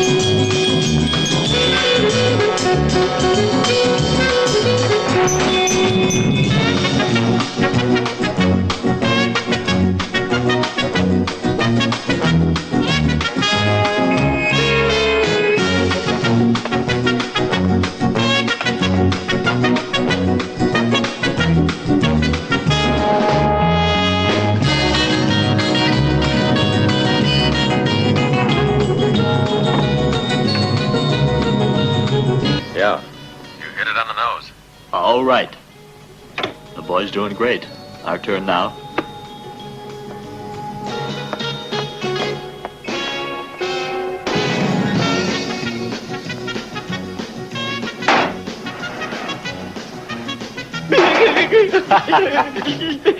Jack in the box.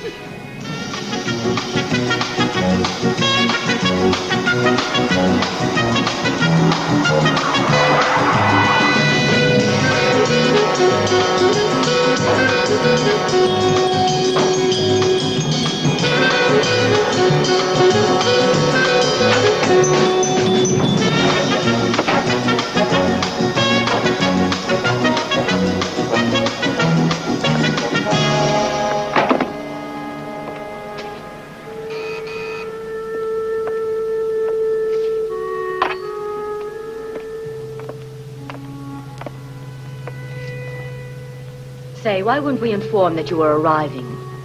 How should I know? We had orders to deliver this and then to go back.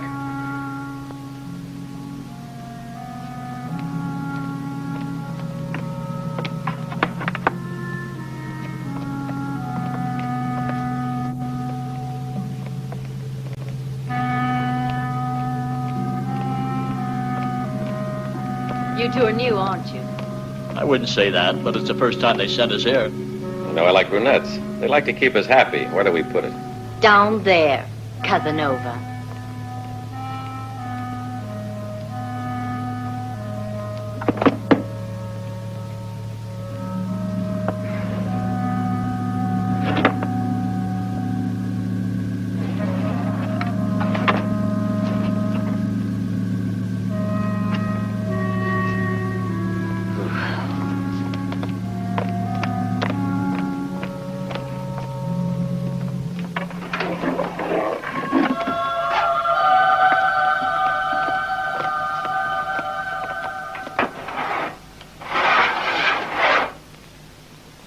smart and beautiful, just my type. That's no way to act when a charming man kisses you. You'll have to pay for that. Mm-mm.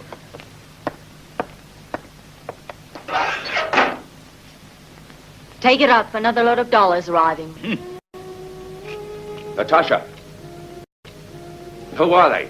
2 newcomers. More dollars. Why weren't we told ahead of time? I just don't like it. Call Sarkis. Come on.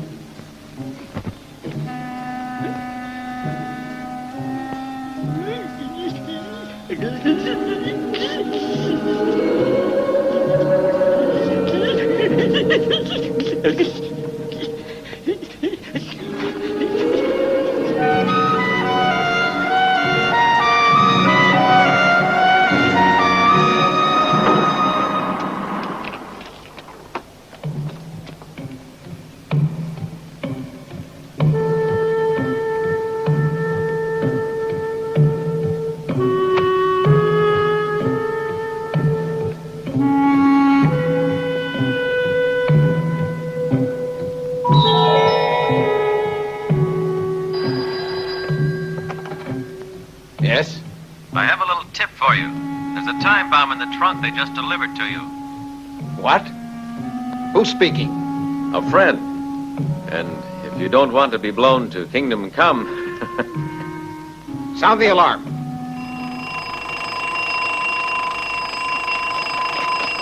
Where are you going, idiots? Not that way. Get to the safe. Move. Get ready.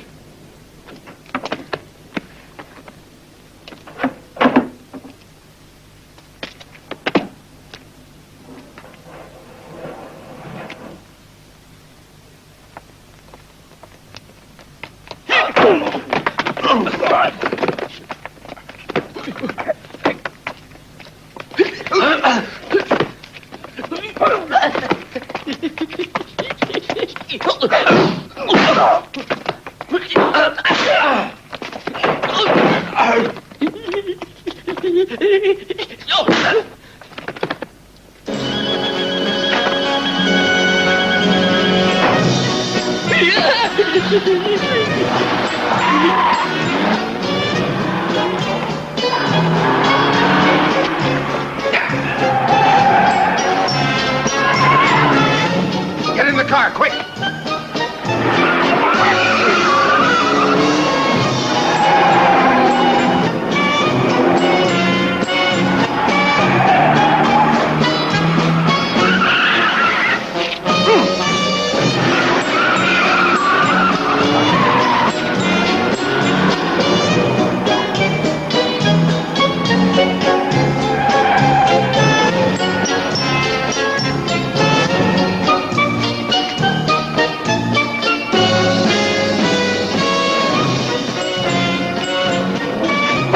Well, this looks like a perfect hideout.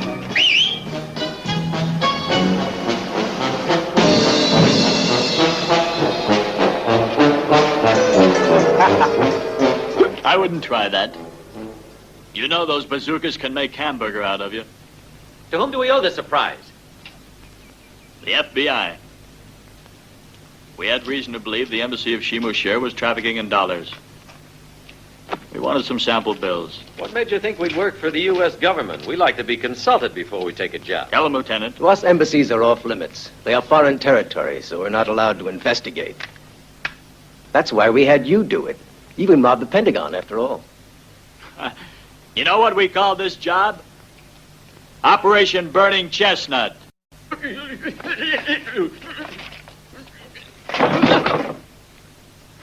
Very funny, FBI. But you see, we just don't like the idea of pulling nuts out of the fire for other people. You'll be paid. The FBI is willing to forget about the Pentagon robbery. You're free. Operation Burning Chestnut is all wrapped up. Fellas, you're free to go. Thanks a million, FBI. Say, have you heard of Operation Kangaroo?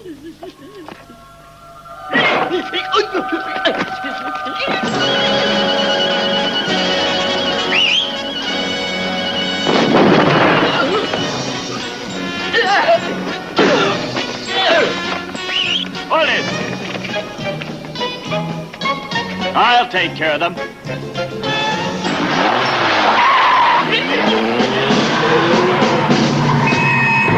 Hey, there they are! Quick!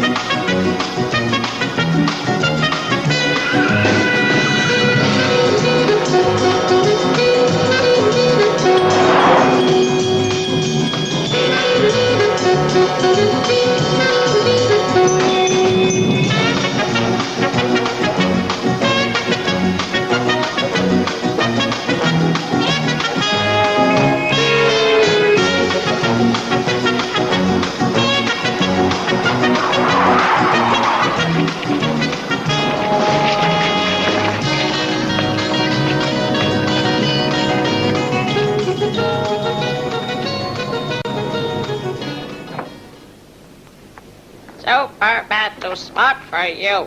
This surprise will turn you blue.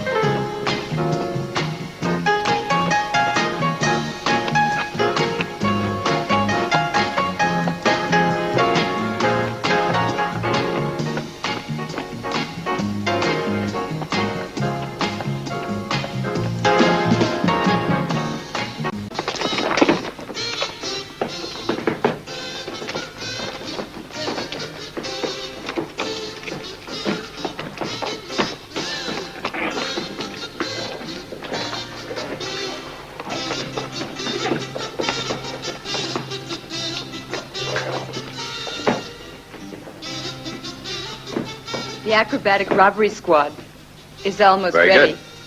Push them harder, though. The Bank of Holland job is only a month away. Hey, girls, the chief wants to say hello. The chief wants us? Here we are. Hey. Huh? Oh!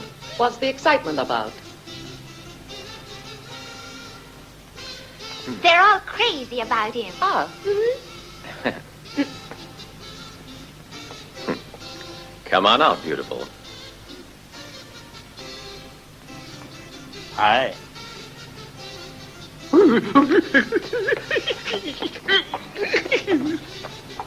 I tried to tell you. He said he's an old acquaintance. He sure knows me. He's the tax collector. Put it this way. I'm collecting cash on the line. I knew it.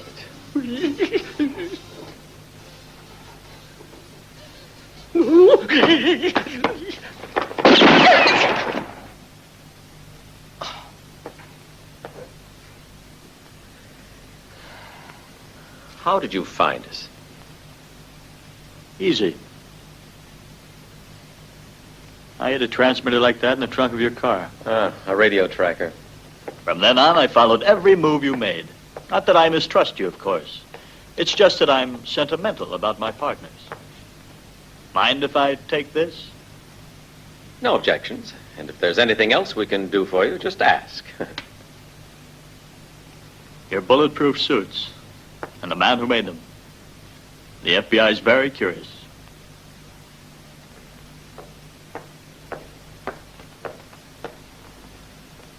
I'll leave you some souvenirs.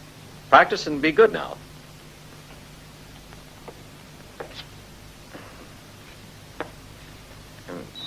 Not this. It's for my mother.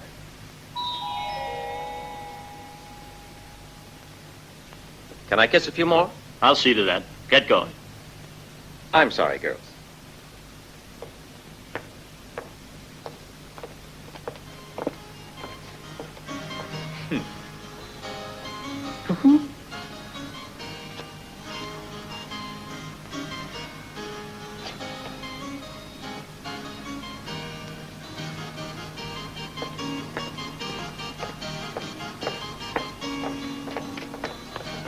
Get that? She digs cops. So?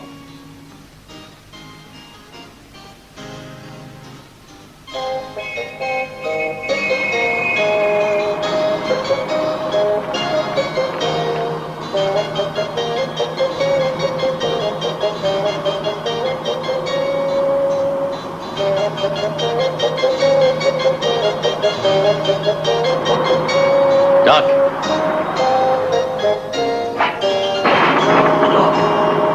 Hey! Fasten your safety belt. We're taking the freeway.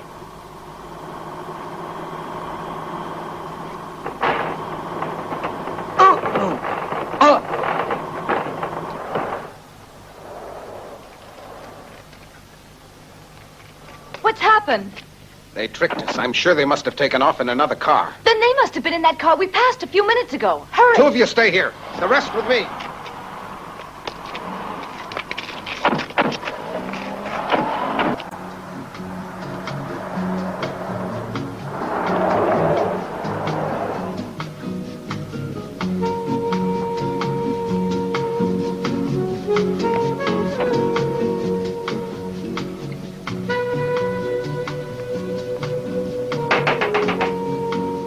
Now behave yourself, son.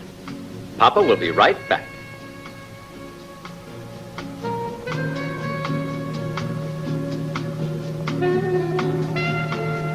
Professor Stewart.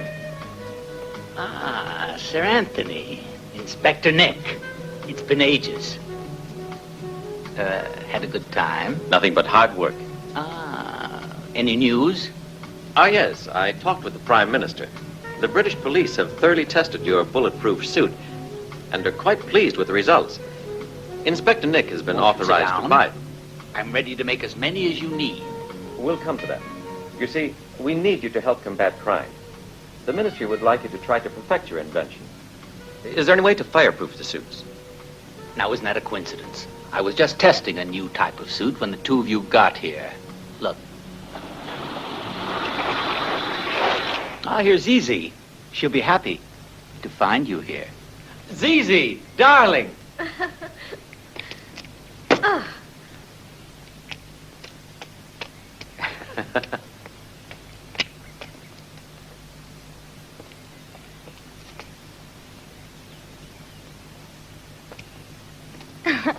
Tony.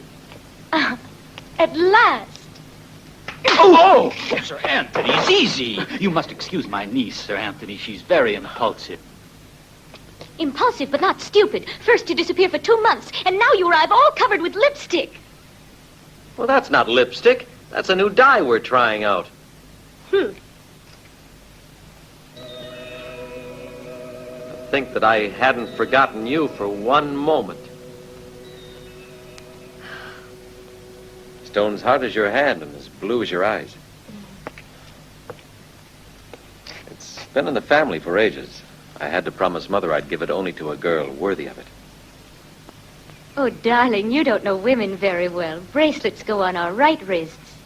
I like it on the side of the heart. It goes well with the beauty mark, too. Professor, Nick, shall we get down to business? The bag, Inspector. Mind if I join you?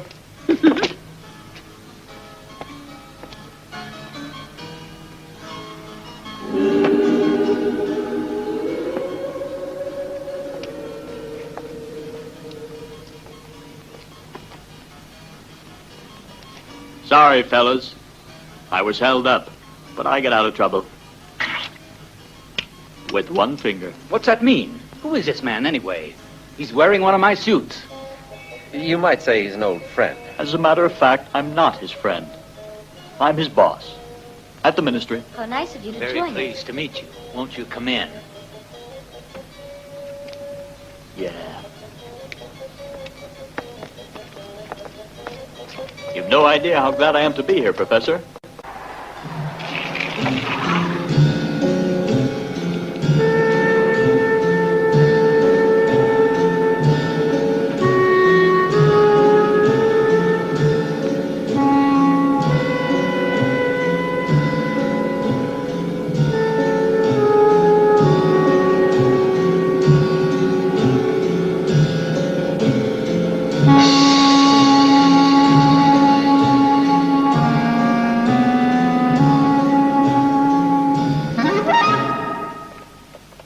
My boss wanted to meet you.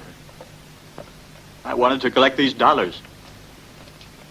It may interest you gentlemen to know, after all your efforts, that these are in fact fake. I shouldn't say this, but these dollars have a lot of governments very worried. They're good copies, identical to banknotes already in circulation, including the serial numbers. You mean duplicates?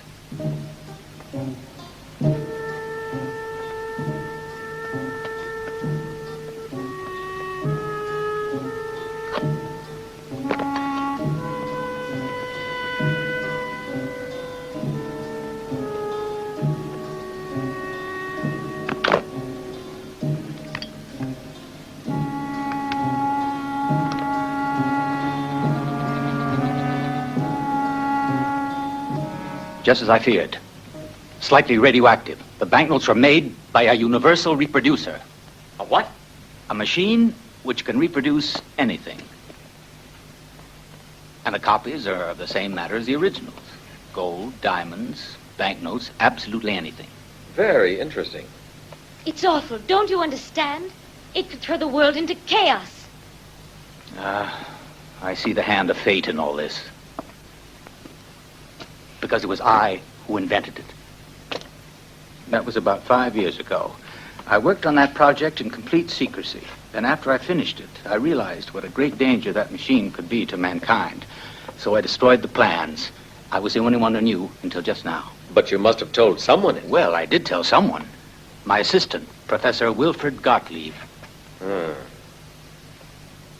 I know what you must be thinking, but Gottlieb died that same day in an accident, and...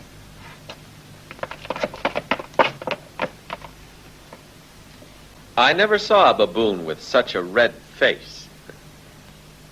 You and your idiotic tricks. We'll see how good you are without your fancy suits.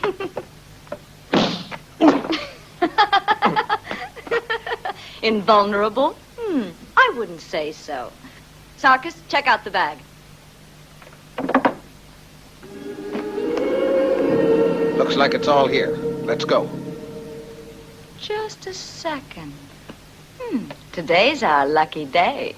Professor Stewart, how nice to find you here, and to think that we've looked for you for months. Sweetie. You're a very funny girl.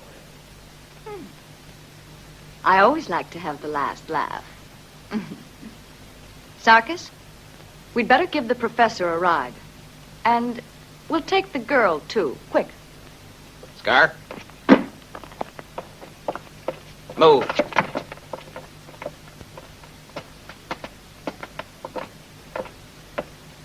You three over there. You know we get a ride? We never leave witnesses. It's our principle. That's far enough. I hope you're a good shot. Have a good trip.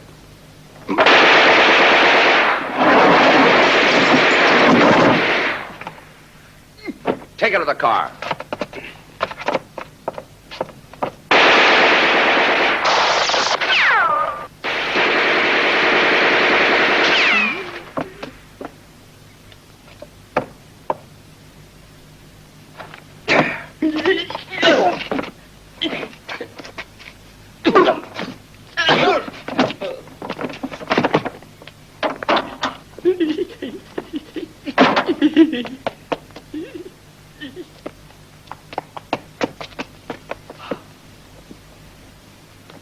Now we'll take him for a little ride.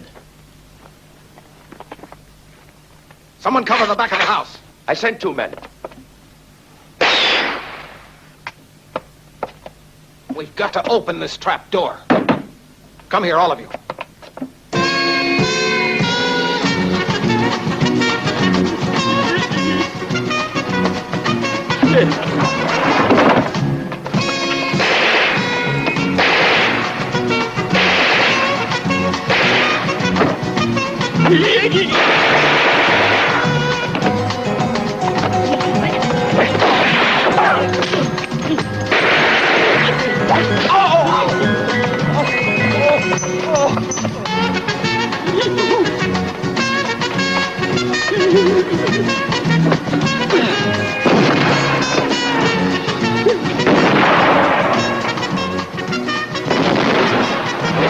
Pretty good show.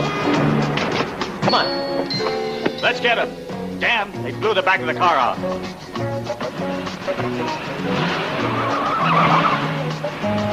Here, get in quick. We'll never catch him with that bucket of bolts. We'll try, FBI.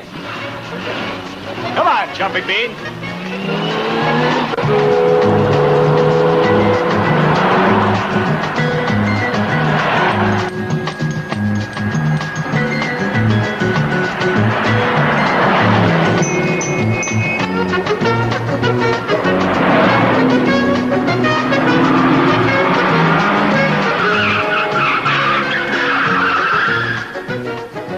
Which one's got ZZ? Better split up. I'll take that cab. Follow them. Up front, Nick.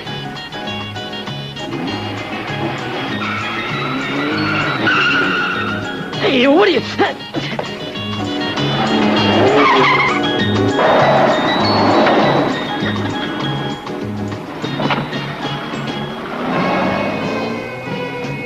Come in, Charlie.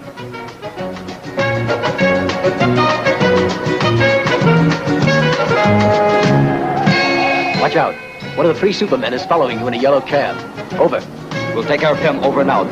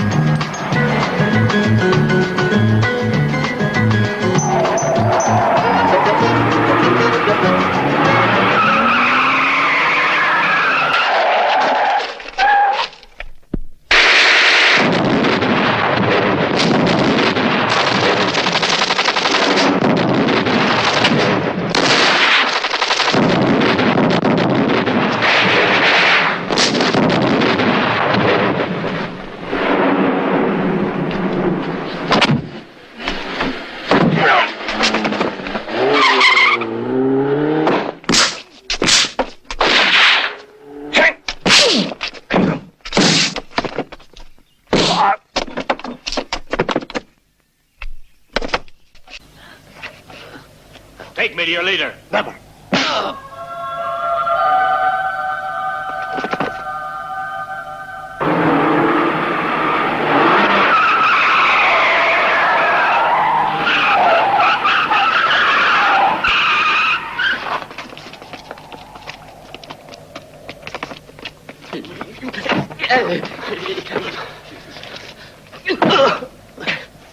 Where'd the others go? Speak to the boy.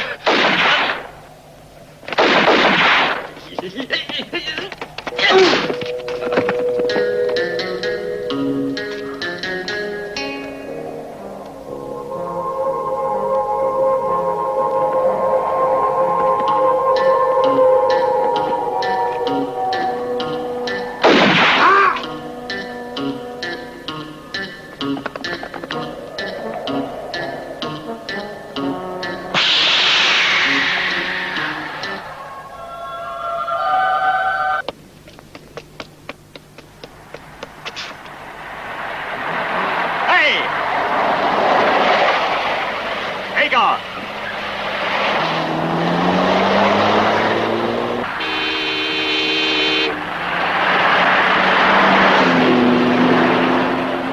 Let go of me, you coward! Don't hurt my niece or I'll kill you. Take it easy, Professor. Enjoy the ride.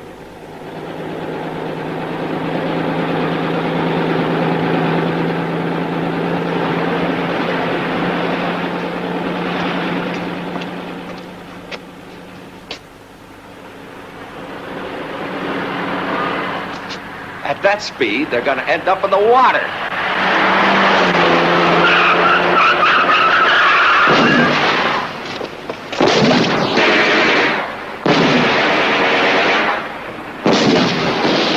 Let's get out fast before we get roasted.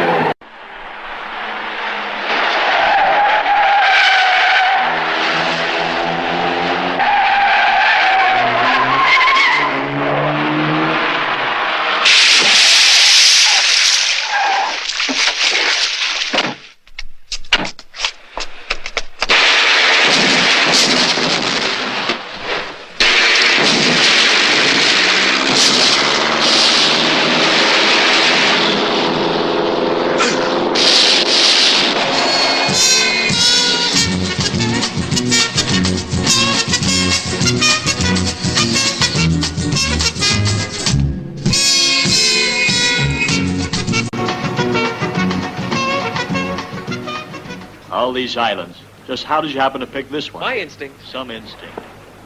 It's so peaceful. An ideal hideout.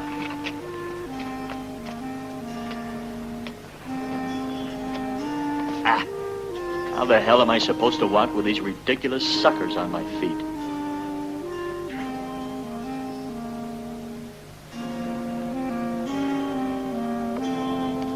Tired already? These FBI men can't even walk. Come on, Snail. Now you'll see how fast the FBI can move.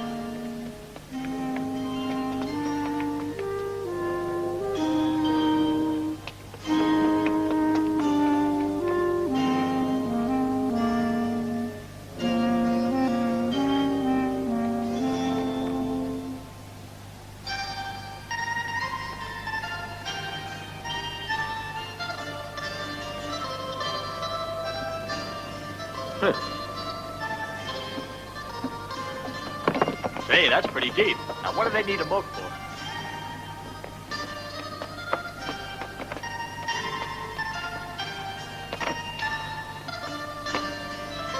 Pretty elegant.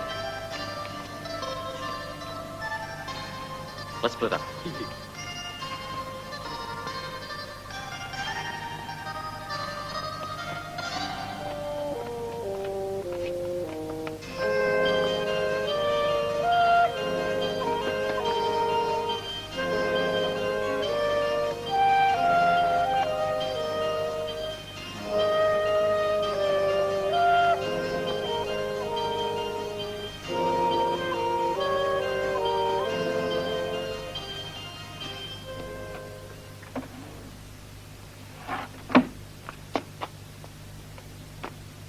Come on up.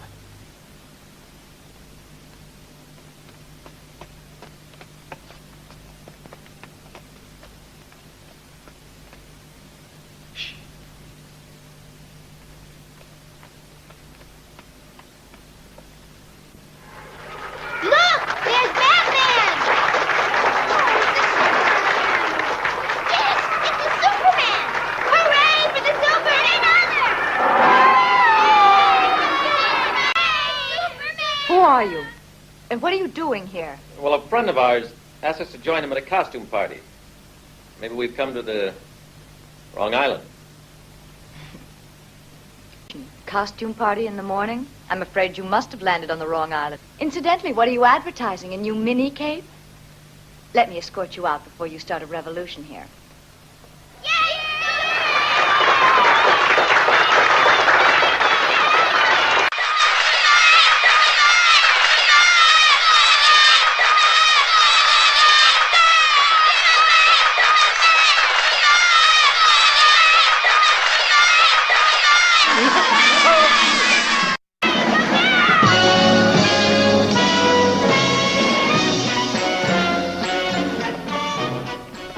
FBI. I've got the feeling I've seen that girl somewhere before. You and your instincts. A lot of good they did us. And we still don't know where the professor is by now. Better call in the FBI. Okay, Copper, hold your fire. All you want is to find that reproducer and make a few more FBI agents like you. Well, just forget about it, buddy.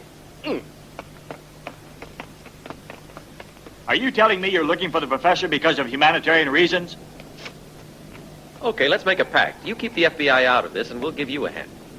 And if we find the reproducer? We'll draw for it, man to man. You got a deal.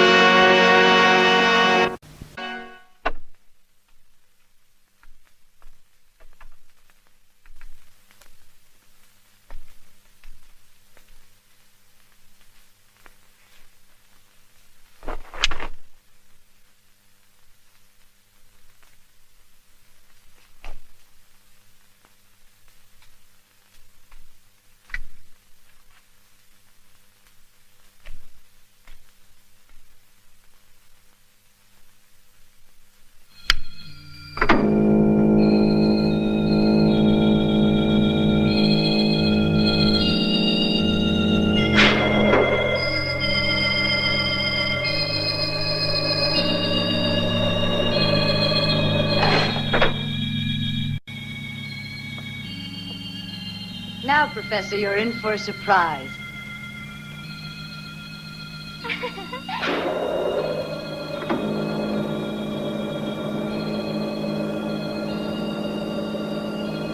Why do they put people inside that old safe?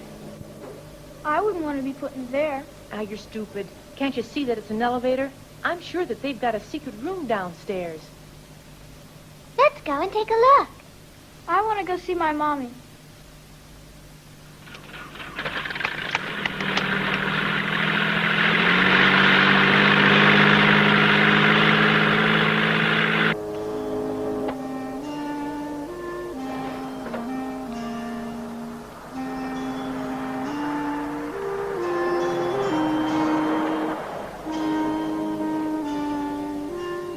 Fascinating, isn't it? A whole city hidden underground. Kindly look behind you. That tunnel is 4 miles long. It leads to my electric power station that has an output of 1 million kilowatts. The universal reproducer needs quite a lot of energy. You did well, Astrid. First of all, you dealt very cleverly with those super pests, and on top of that, you even managed to bring my dear old friend Professor Stewart here. But I don't know you. You mean you don't recognize me? I'm Wilfred Gottlieb. Gottlieb? But he's dead. I wanted to disappear, so I planted someone else's corpse in the wreck of my car. Then all I needed was a little plastic surgery to allow me to operate unsuspected as Wilfred Golem, the millionaire philanthropist. I see. That children's school. It's a perfect front for you. By the way, my dear, those journalists from the European press are waiting for you at the Grand Hotel. They want to visit the Institute. You see to the arrangements for tonight, huh? I will. You thought you destroyed the plans of the universal reproducer. Let me show you, huh? This is the control room. It is the result of 5 years of hard work on your invention, the universal reproducer. Come over here, Stuart. Now let me show you. This is the general scheme of the complex. We are directly below the Golem Beneficent Foundation, which you saw when you landed on the island. This is the secret elevator, the control room, and the underwater tunnel. And here's the elevator which goes up to the power station on another island. Clever, isn't it? And now let's go see how it works. Please.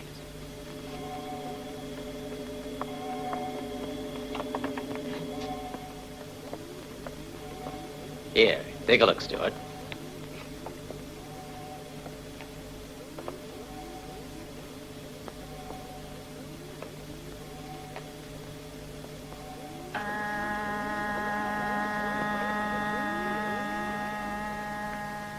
These gold ingots are worth over $100 billion.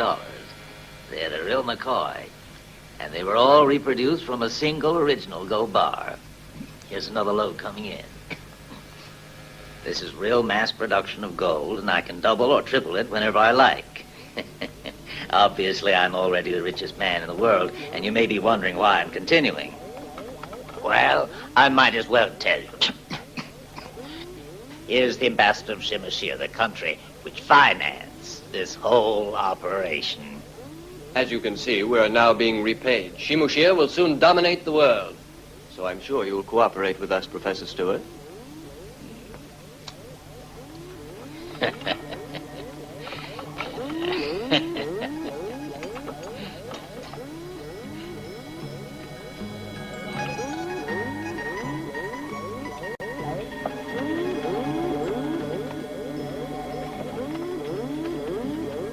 And finally, look at this. Because of your humanitarian delusions, you've never given yourself the pleasure of seeing the Universal Reproducer work.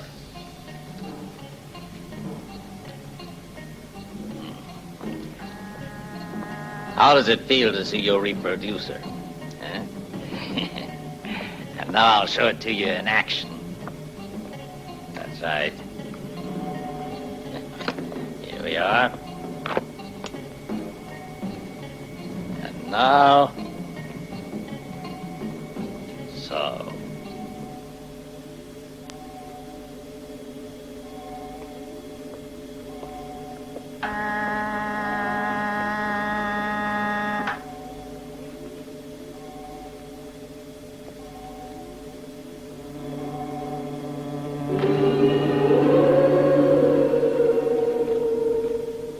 Of course, I improved it.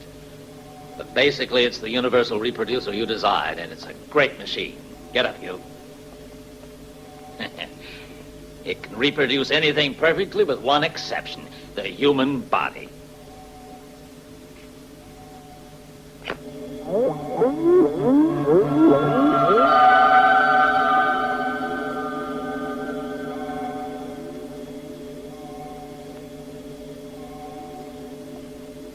These creatures are nothing but rough copies of real men, and until it can turn out perfect ones, the reproducer is incomplete. Now, you're the only man who knows every secret of this machine.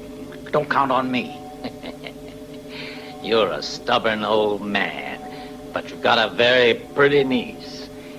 So get to work, Stuart. It would be a shame if you never saw her again.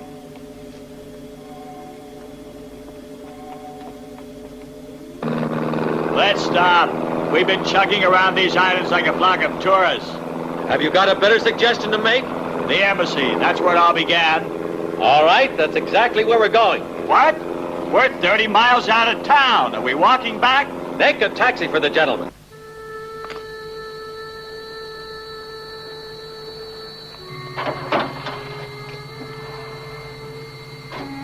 Happy landing.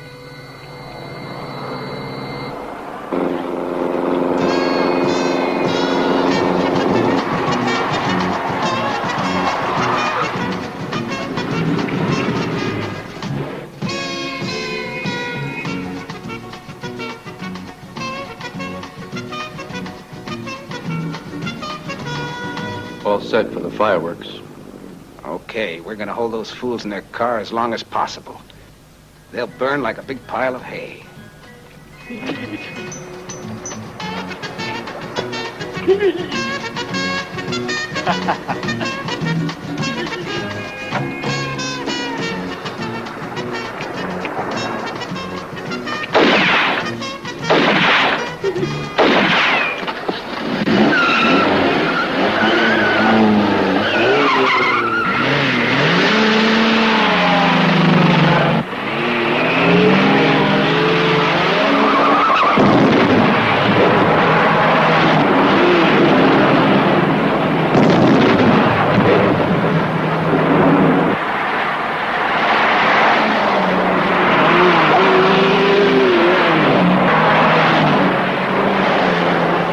Doc, your head's unprotected.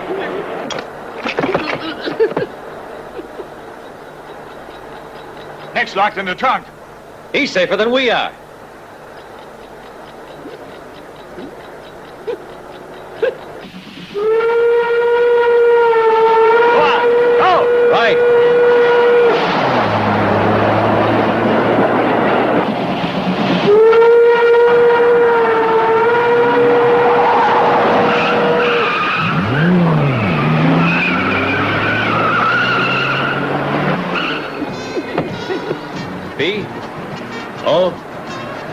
B. A bomb. He just wants to get out.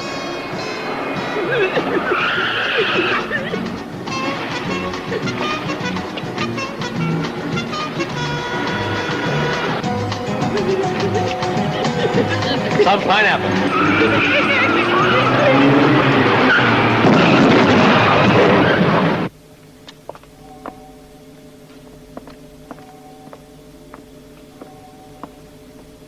Cathode ray input. Add 5 volts.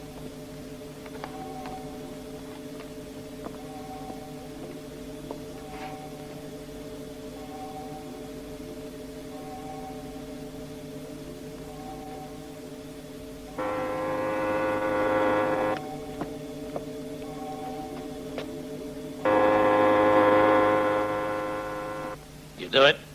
It's done. I only hope you realize your madness in time. I'm through with it. Let me go. I didn't do anything. What the devil's going on? How did she get in? They must have stolen Astrid's laser compact from her desk drawer upstairs. Put her on the stand. I want to see if Professor Stewart did a good job.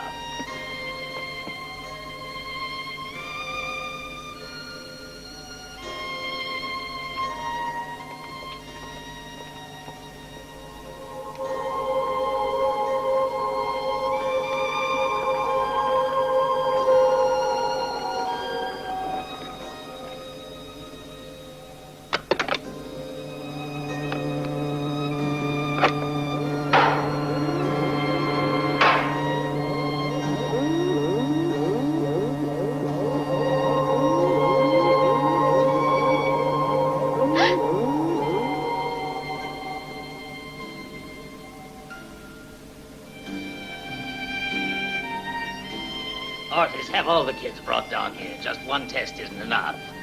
It would be a shame not to give all these beautiful children a chance.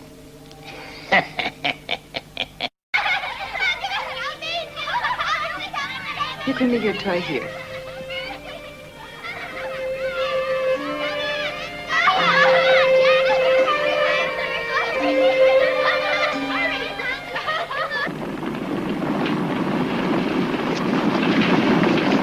Slow down. Take it easy. Take it easy. What happened? Fires burned out the embassy of Shimoshir. Keep moving. What a coincidence. Burned up. That's the way they operate. They don't leave any evidence. I'm not sure I got it. Oh, come on. I just spent 5 minutes trying to explain it to you.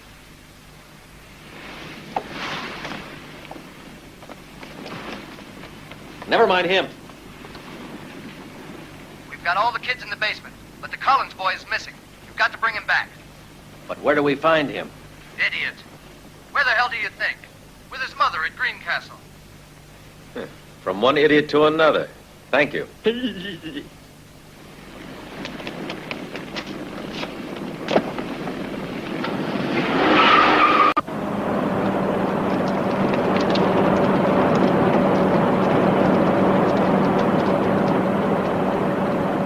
Magnificent plan. Say, Mr. Golem, it must have involved a tremendous amount of work for you to put it up. It is with great pleasure, Mr. Golem, that we journalists join His Excellency, the Ambassador of Shimoshir, in acknowledging you as a great industrialist and philanthropist. Mr. Golem, one more with His Excellency, please. The Island of Smiles included on the program. I was just about to ask, are you going to let us visit your foundation? Of course, my dear. I'll be glad to show it to you later in the day. Countess Botia will give you all the data. This time there are only small bills, Mrs. Collins. It will be even easier to pass them off to the clients. I won't have anything to do with this anymore. Give me back my son. You've been blackmailing me for months. Holding him on that island. Oh! Oh! Oh! Do as you're told if you want to see him again. The copter, Natasha.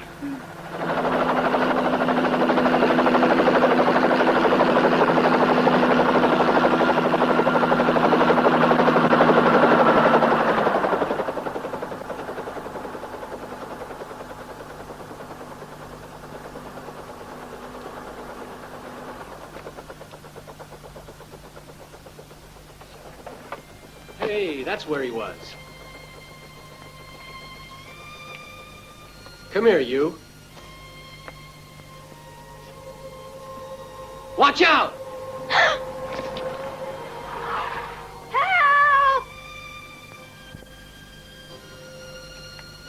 Help me! I'll go. Jimmy! Jimmy!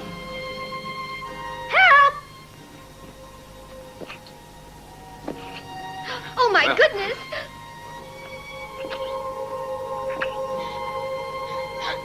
Oh.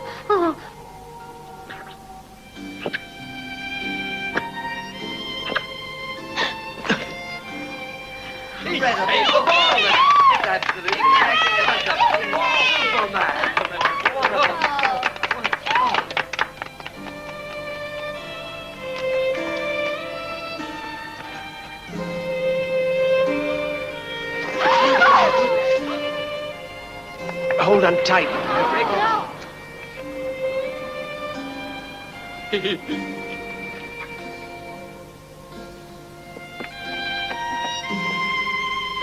Now, don't let go, little man. You scared? A little bit, Superman. Can I have a pair of shoes like yours? If you promise that you won't ever run away again. I hadn't seen my mother for such a long time.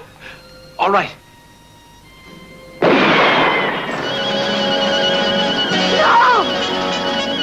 You're by the crowd! You just keep your mouth shut, get it? Now!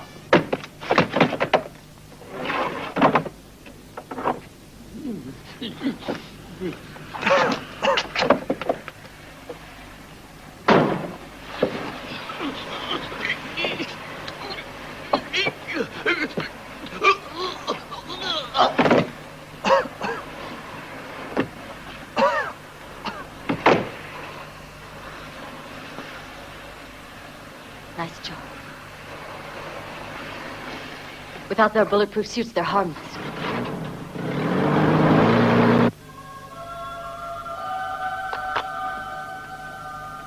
Well. A little runaway. Put him with the others. I want them all reproduced at once. Everything must be ready in half an hour. Yes, sir. Go on, move. Go with them. It would seem that all your best inventions have changed hands. Monster, what have you done to them? You'll know in a second and find it very interesting to watch. Ordinarily, we use our closed-circuit TV to check the operation of the power station, but today we've got a more exciting show. You know all the stars, don't you? Turn on the sound. Wait a moment. I want to see if this one still finds me funny. Darling, you're a million laughs. Astrid, what are you doing there? Have you forgotten the party we're giving for the press? Go and tell them that we've put off the visit to the Island of Smiles until tomorrow. They can wait a minute. Well, hurry up. Her master's voice. That's enough. You talk too much. I think I'll put a little extra weight in your pretty cape. So we'll be sure you stay on the bottom and we won't have to hear your voice again. Comfortable? Oh, not bad. It's just a bit tight around the collar. Why'd you turn it off, Astrid? Anything wrong? Any last request? Oh, I'm afraid it'd make you blush. Astrid, what's the matter? Did you switch it off? Answer. A short circuit. Well, bon voyage. I hope you'll appreciate my having brought you a chrysanthemum. It seemed to fit the occasion.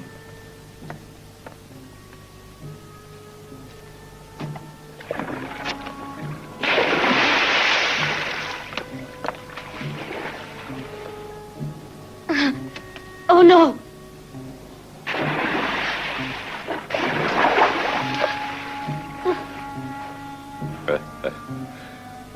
Amen.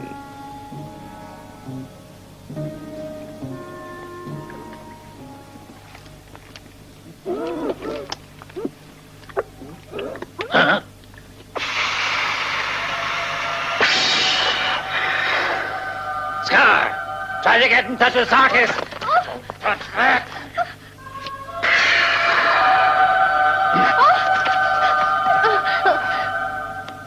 Let's see. She broke the sound signal. They can't hear you over there. Then fix it. And be quick about it.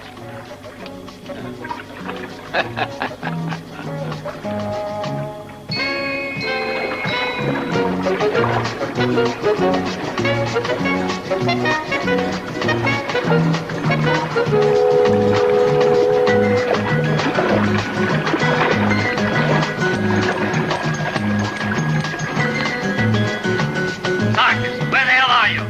Sarkis, quick!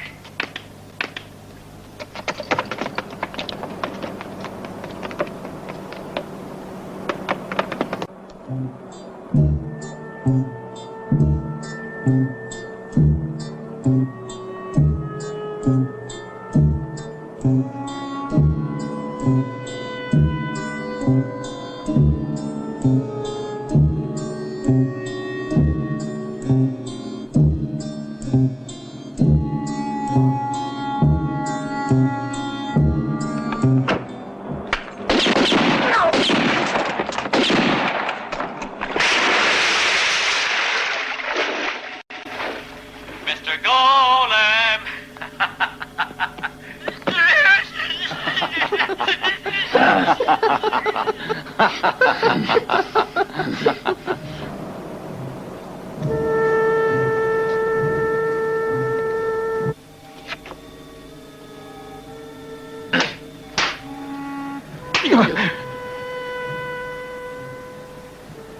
All right. The only passageway to get back here is by the safe on the island.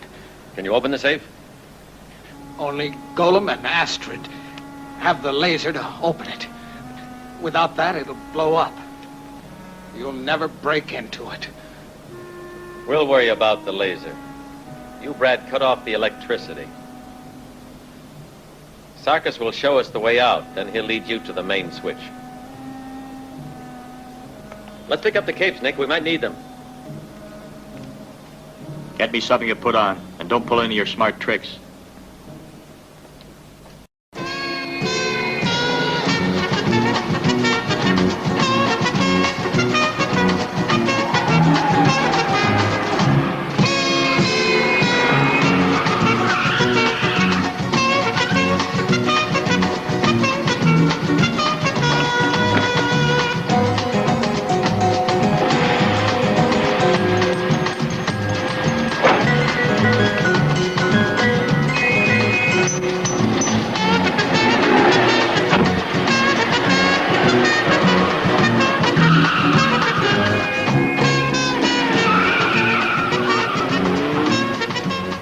Their bulletproof suits are here, so they're harmless. I don't care how you do it, but find them and get rid of them. And the kids? I don't need you to get rid of them. Get going. Hurry! Mr. Golem, do you mean you want to kill the children? Is that why you reproduced them? I'm prudent. By this time, those children have seen far too much. So far, I've gone along with you, Mr. Golem. But your sadism is revolting. Let those children go unharmed, or I'll inform my government. Ambassador, we no longer need Shimoshir. Shoot him.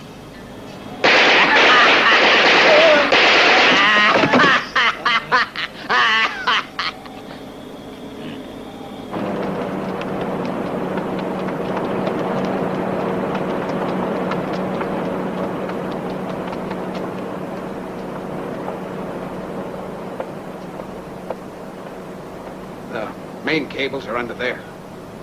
Harvey, cut the power.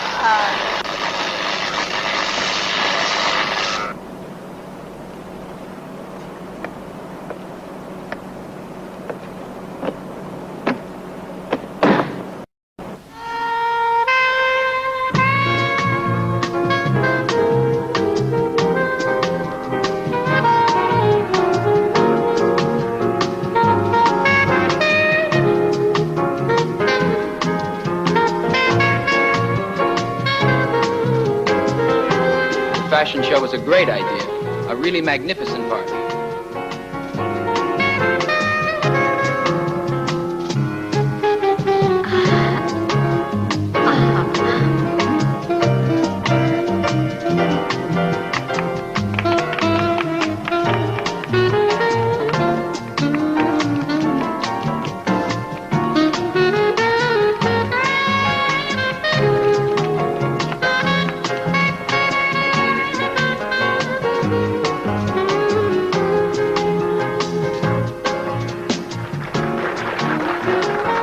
Ladies and gentlemen, we hope that you have enjoyed this evening's fashion show.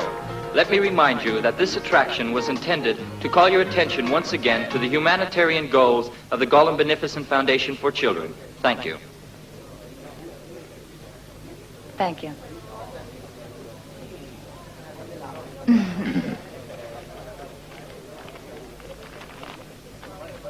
I'm sending it back before it wilts, the generous corpse. Isn't he funny? Bad news? Oh, no. An old friend who's just showed up. May I? That's nice.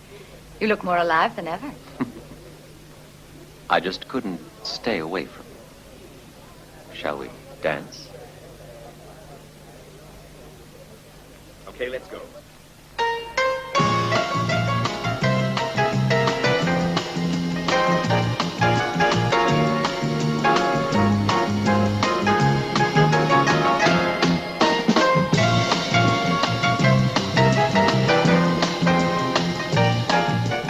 Enjoy yourself. You don't think you'll make it out of here alive. Be good, honey. You wouldn't like your guest to know the truth, would you?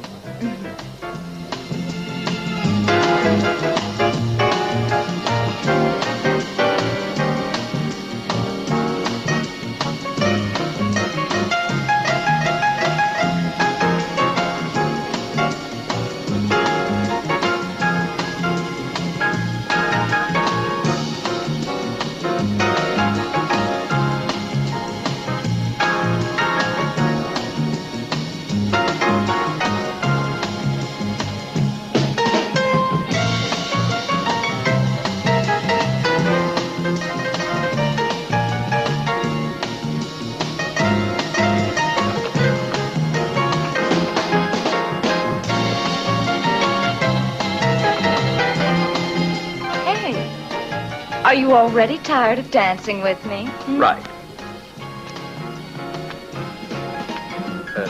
My mistake. I'm not tired.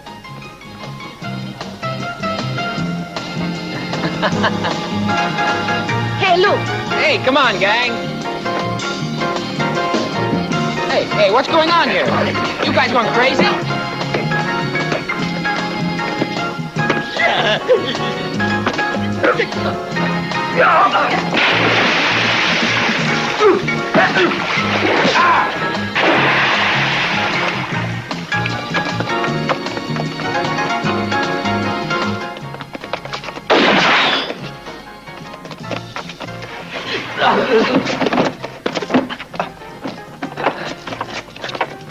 Come in.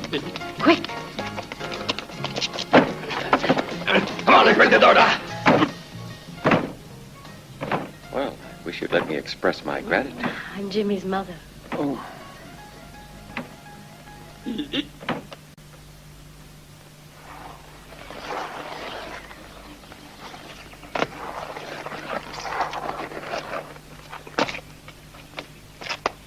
Hello there.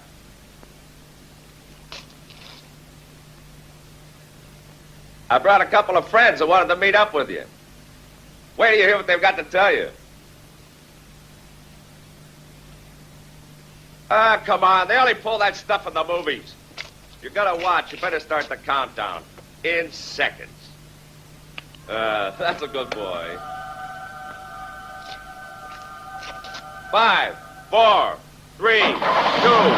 Ah! I told him to get out of the way.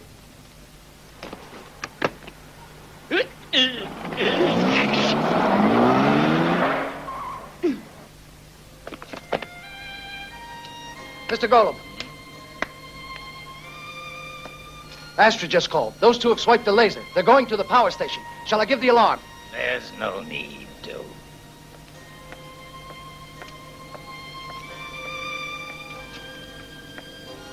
A perfect job of reproduction. Obedient and so harmless.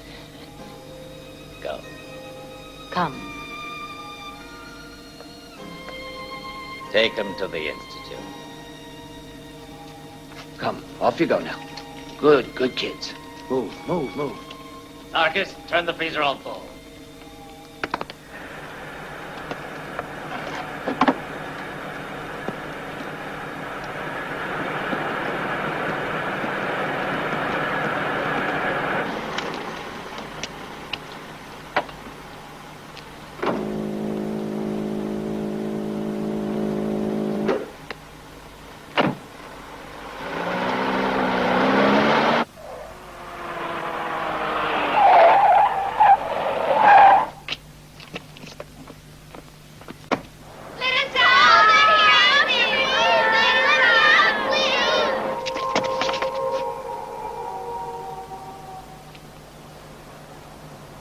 False alarm. I thought I heard footsteps, but there's no one here. Tony!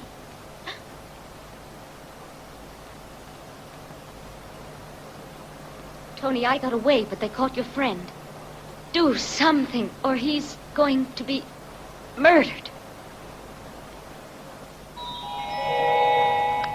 Easy, darling. We're here now. Everything's going to be all right. We just have to find the safe. Come with me. I know the way.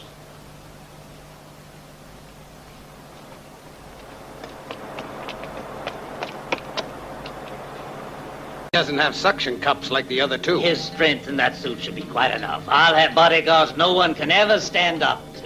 Bodyguards? We can make a whole army of Supermen with a reproducer.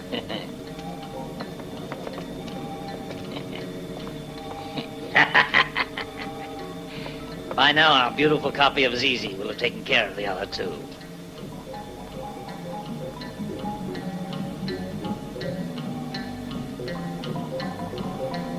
Set the Sigma pulse at 89.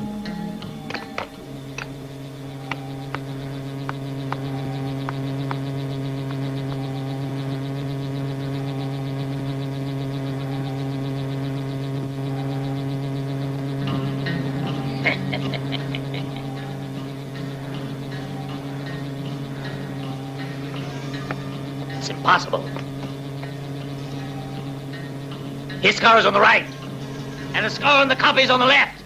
It's impossible. How on earth could it happen? I don't understand. Why, it's never made a mistake.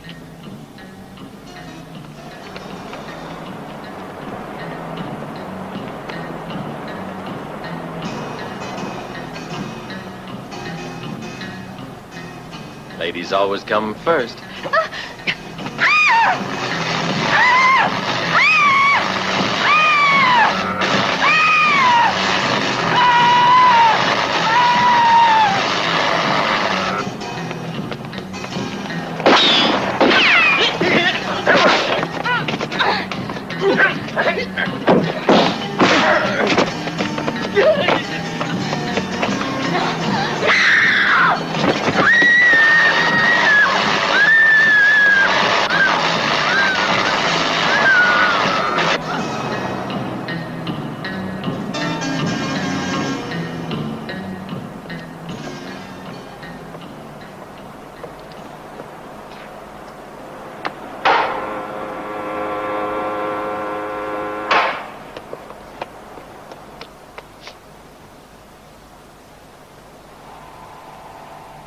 A bracelet can change wrists, but not a beauty mark, and this one had both on the right side.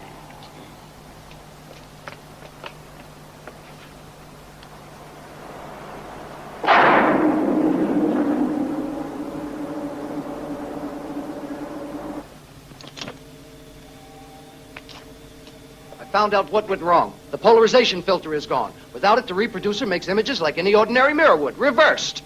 That means that everything we reproduce can be recognized.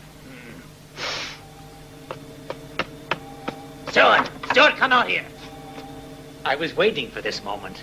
Where'd you hide that filter? Answer, I'll kill you. In here. Where? Over there. My filter. I'm afraid that it will take 3 years, or even more, to build another one.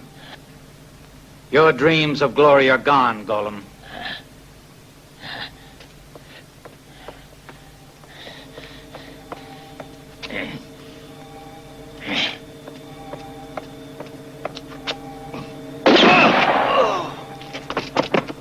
Golem, it's no good killing those children.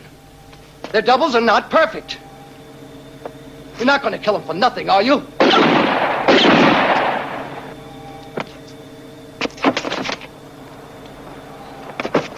Attention. This is a red alert. Intruders in the tunnel. They have taken the car and are approaching the control room. I repeat, this is a red alert. Intruders in the tunnel. Golem here. Block the tunnel.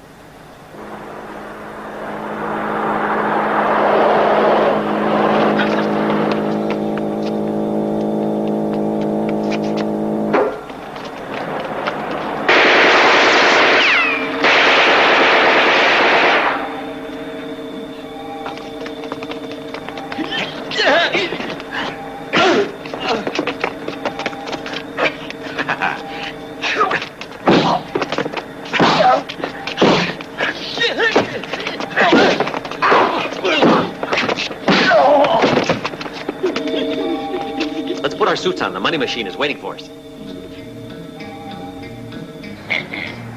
Go and kill.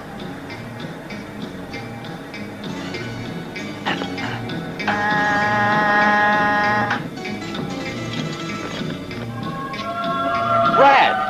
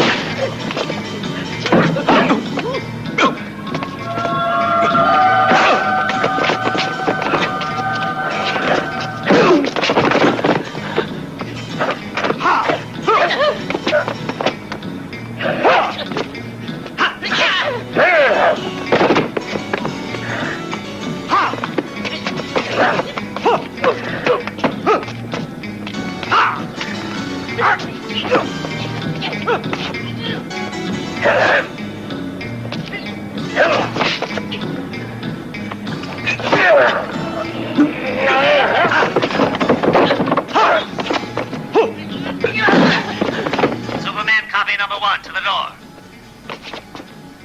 Superman copy number 2 to the door.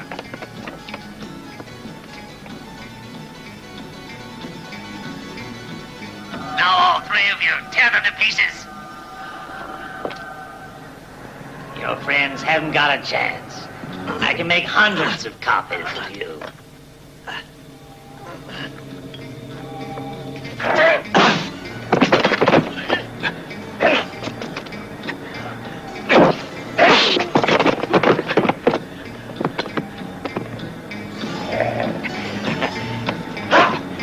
They haven't got suction cups. Here we go.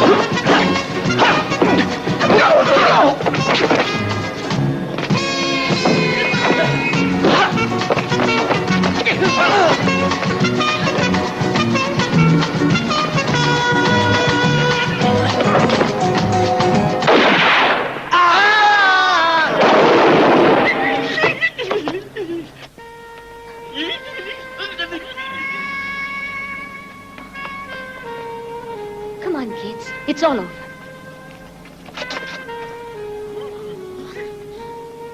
Hi. Bet you thought you'd never see me again. Jumping Bean! What's the matter with you guys? He called you Jumping Bean. So what? Well, it means you're the real one. Off you go, kids. Out there, it's warmer. Hurry. Where's Easy? Hey, Jimmy, listen, kid. We're very grateful. Tell your mother, and I hope to see her again soon.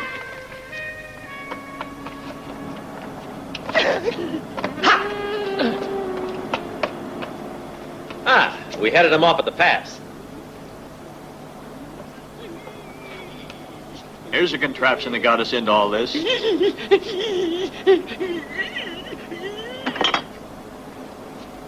I'm afraid it will do you little good. It's shot. What? You mean the reproducer won't work? That's right. I saw to that. Professor Stewart, we thought you were dead. Well, I was working on one of the new suits when they kidnapped me, and nobody gave me time to change. My friend's asking if you'd be willing to fix it. No, I won't. And I'm going to destroy it. Your monstrous creation will disappear, Gollum. No, don't do it! Don't do it! Stop, Professor!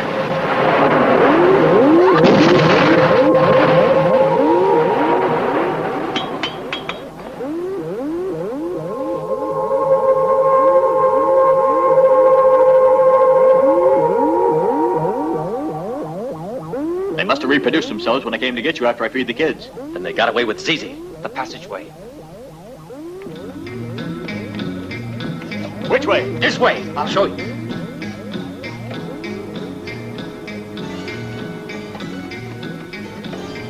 Hurry. No, let go of me! Let go of me! Oh, Tony! Tony, help me!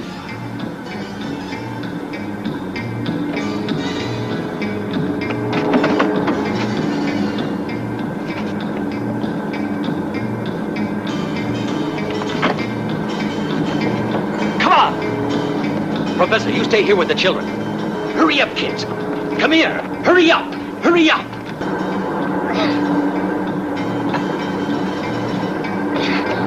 Let go of me, you beast! How's the weather up there, FBI?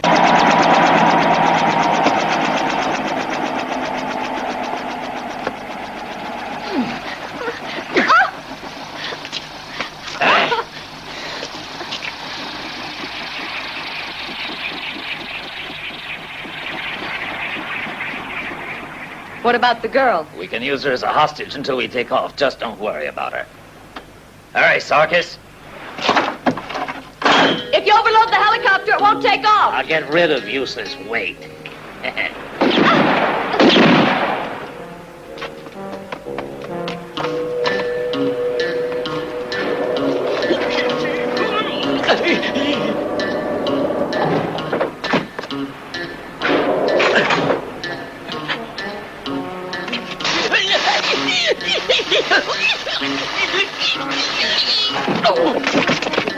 See if there's a way out.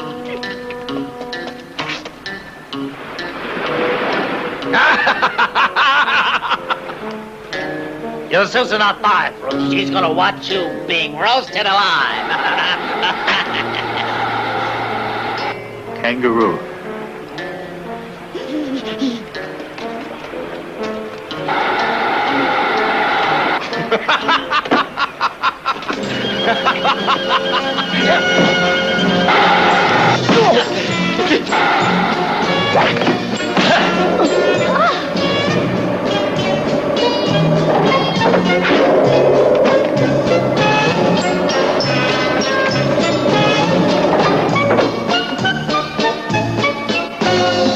Let's get them, Jumping Bean.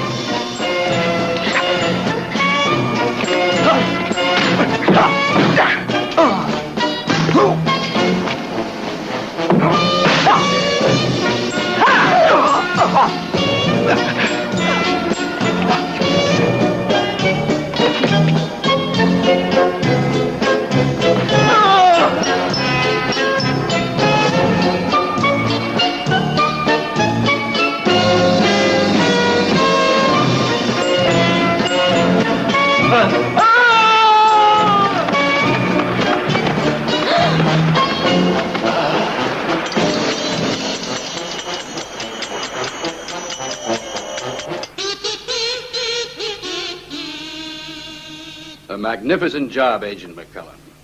And thank your friends on behalf of the United States government. They were brilliant. By the way, where have they gone? Oh, disappeared. I think they were rather disappointed with the outcome of the operation. No dollars. And they lost the money-making machine. After all, don't forget that we did grant them an amnesty for the Pentagon job, didn't we?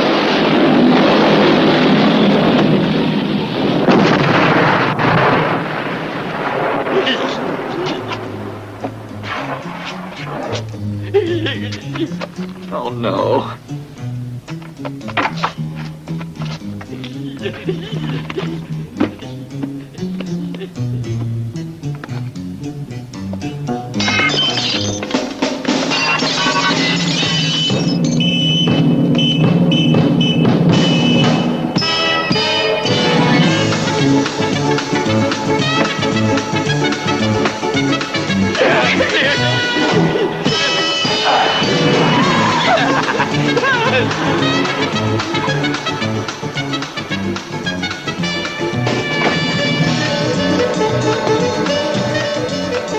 McCullum, forget it. Just let them go. It'd be the wrong kind of publicity for the Bureau if we made too much fuss about this.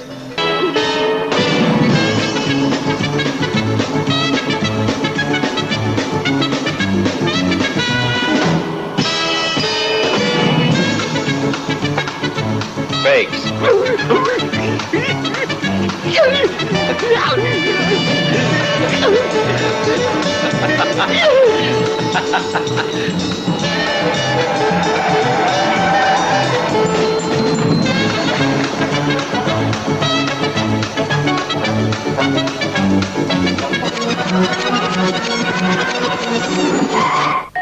There are an awful lot of dollars just waiting to be stolen if you know how. So,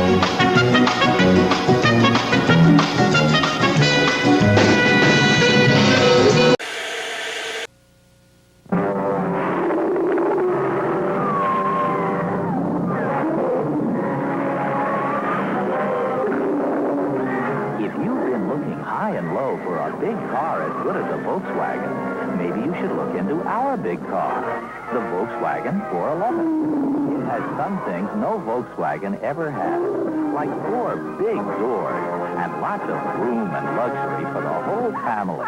It has some advanced things most cars don't have, like electronic fuel injection, an automatic preheating system, and a big trunk up front. But you don't have to be a genius to drive the 411 because it comes with an automatic transmission, also as standard equipment. So now, there's a Volkswagen big enough for just about everyone. The Volkswagen 411 4-door sedan.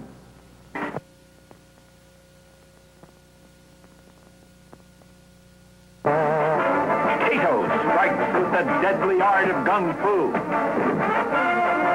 Black Beauty travels into the tunnel of death. And Britt Reed is delivered into the hands of the enemy by the Green Hornet. For these and other action-packed scenes, tune in on the Green Hornet. What's in this box? What's in this box? What's in this box? It's something for you, boys and girls. Can you guess what it is? Well, here's a hint. It's the latest thing in Space Patrol equipment. Something new and different that you saw Cadet Happy using on today's program. Can't tell you what it is because right now it's a Space Patrol secret. But get pencil and paper ready quick because at the end of today's program, I'll be allowed to tell you what it is and how you can get it. So watch closely and get set. This is the greatest value ever offered on Space Patrol. Meantime, see if you can guess what's in this box. What's in this box? What's in this box? Boys and girls, here's a chance for you and your family to help a crippled child get well again. Give to the March of Dimes and help little victims of infantile paralysis. Join the 1953 March of Dimes today. Be sure to hear Space Patrol on ABC Radio every Saturday. Consult your newspaper for time and station. And be sure to join us again when Space Patrol is brought to you on television by those bite-sized cereals in the red and white checkerboard package.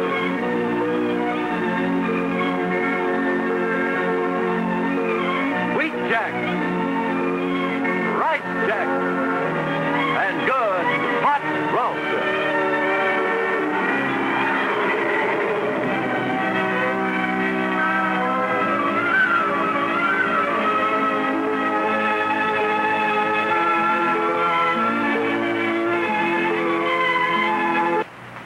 This is ABC Television Network.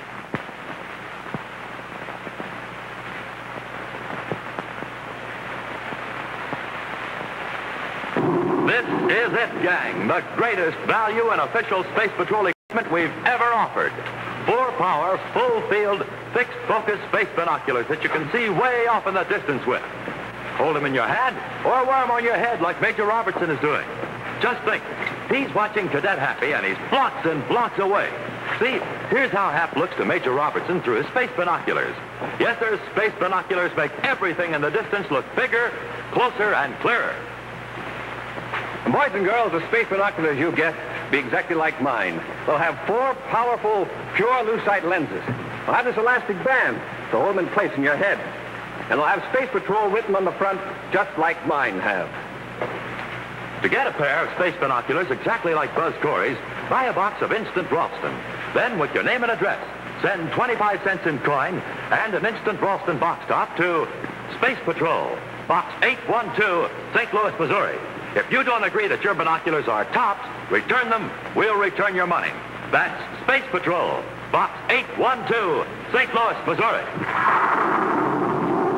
Now, have you guessed what Buzz Corey has for you in the mystery box? Well, let's take a look and see if you're right. Oh, boy, look. A pair of those wonderful new Space Patrol space binoculars. Jumpin' Jupiter, are they ever terrific? Remember how Hap looked through them and saw the commander way, way off in the distance flashing that light at him? Well, you'll be able to see that way, way off in the distance with yours, too. Yes, sirree, these are real 4-power plastic binoculars. And when you look through them, they make everything in the distance look bigger and closer and clearer. Fun? Man, oh, man. See these kids coming out of school? Pretty far away, aren't they? But, wow, look at them now. Here's how you'd see them through space binoculars. Yes, sir, space binoculars bring things right up close to you. Boy, think of the fun. You can study birds in the trees. See people coming blocks away. See baseball players bigger and clearer. And do hundreds of other exciting things with your space binoculars all year long. And don't forget, your binoculars are just like the ones Buzz Corey uses. You betcha, gang. And take it from me, these big, powerful space binoculars are the greatest value we've ever offered. But remember, it's only for a limited time, so don't get left out. Send for your Space Patrol binoculars today.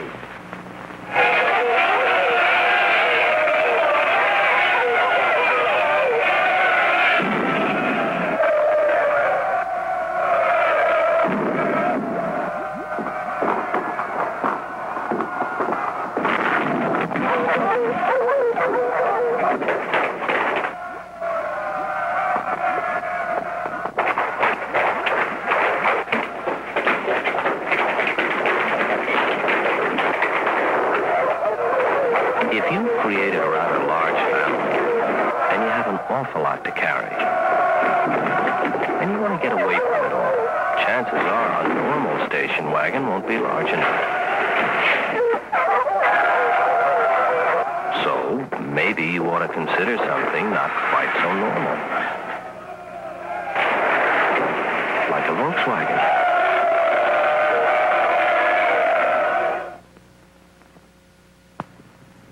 Takamitsuya, a karate expert. Samson, the strong man. A monster named Marvin. And Davy Town of Merrick, Long Island. Let's find out who's best at ideal blue wrestle-around. Each player gets 3 marbles the same color and throws 1 into the wrestle-around ring. The trick is to keep your color marbles out of the hole and get the other players in. See? Now Samson has to throw in another one. Easy. You don't need strength to wrestle around. Just a flick of the wrist at the right time. Oh, one more and Samson's out. Whoops, that's all for Samson. And that's it for Marvin, too. Now it's Davy and Takamasia. But Takamasia has 2 marbles. Ah, he had 2 marbles. Now they've each got 1. And Davy's the Wrestle Around champ. Wrestle Around, the great new game for everyone. From Ideal, the good game people.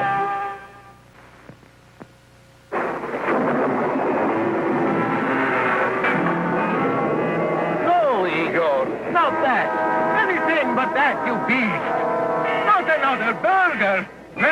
When you reach the point you just can't face another burger, have a Nada burger at your Wiener Schnitzel. A chili cheese Nada burger, Polish Nada burger, Super Nada burger.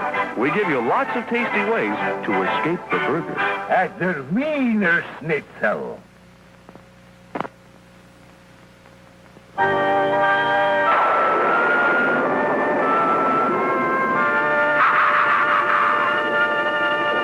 Igor, this will be my masterwork.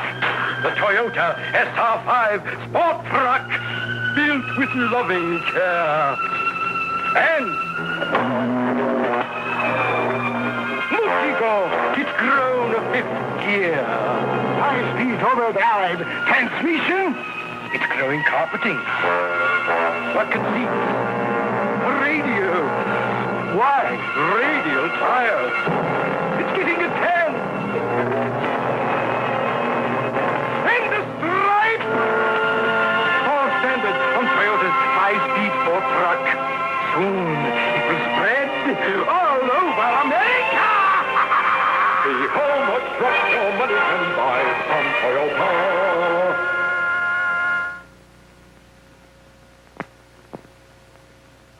Want people to know who you really are? Flair. Flair lets all the inner you come through. Flair writes heroically. Flair for the hero in you. Flair writes of love. Flair for the lover in you. Flair writes happy. Flair writes angry. And Flair is the only leading pen with this super nylon point that lets all of the inner you keep coming through. Flair. You're watching ADD TV.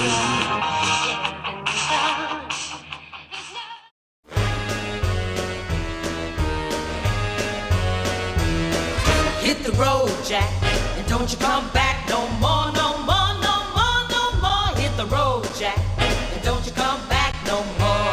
Oh, what you say? Hit the road, Jack, and don't you come back no more, no more, no more, no more. Hit the road, Jack, and don't you come back no more.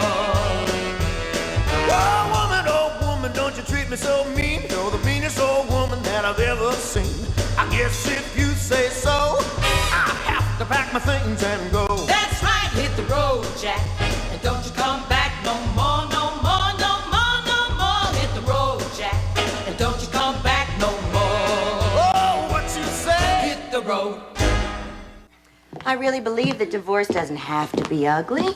I mean, we obviously loved each other at one point, and I don't see why we can't remain friends. It would be hard not to be friends with a terrific girl like you. I'll call you later. Okay.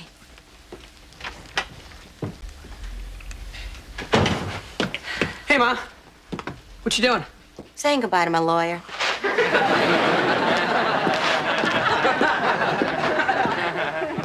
Can't you at least have milk with that? It's mucus forming. Hey, Ryan, I have something for you.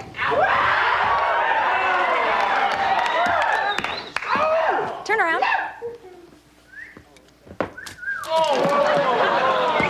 You like that? That's how it feels when someone leaves the toilet seat up and you fall in.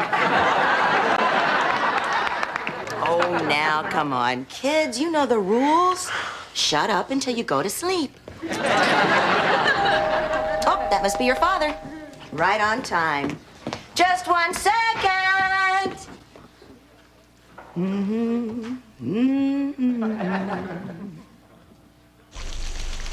Yeah!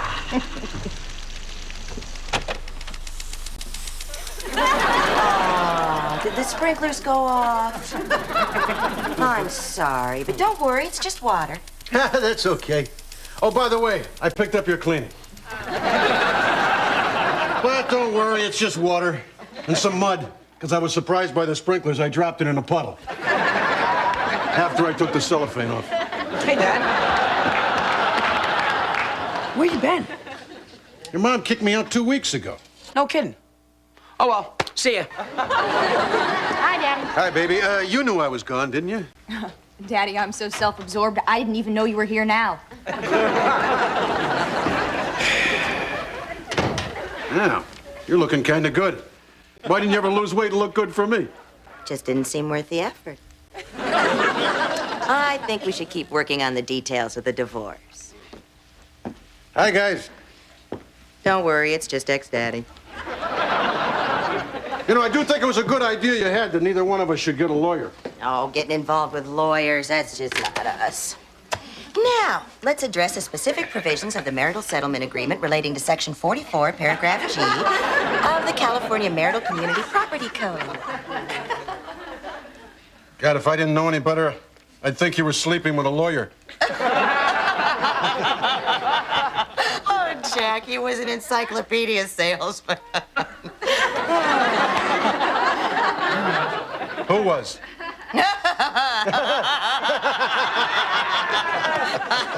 What are we laughing about? Oh, God, I don't know. We just have fun together. Now, just sign the divorce agreement. If it turns out she gave me too much, you know I'll give it back to you. Well, one thing about you, I trust you totally. How come your dental bills are mixed in with the kids? Because I was trying to cheat you. No, I get that one. Let me figure a couple of things. Let's see. I make $40,000 a year.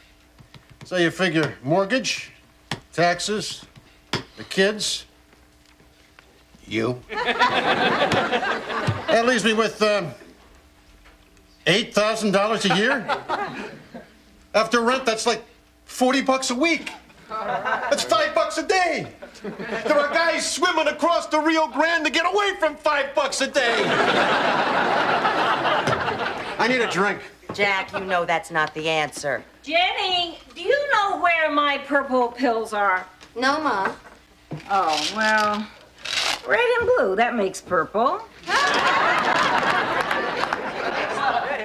You! I forgot to tell you. Mom moved in to help out with the kids and keep me from getting too bitter. You unworthy prostate of a man, I spit on you. The church spits on you. The Lord spits on you. Hi, Mrs. Slattery. It's Mom. That's another thing I've always hated about you. You never called me Mom. I'd like to tear you limb from limb. Okay, baby, let's go. I've been waiting for you for a long time. Mama. Maybe you better lie down for 20 minutes and hallucinate while you listen to the big bands. This ain't over, punk.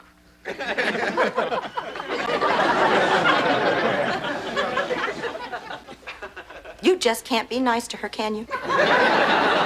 Now, you know she has 5 doctors and a team of pharmacists working around the clock.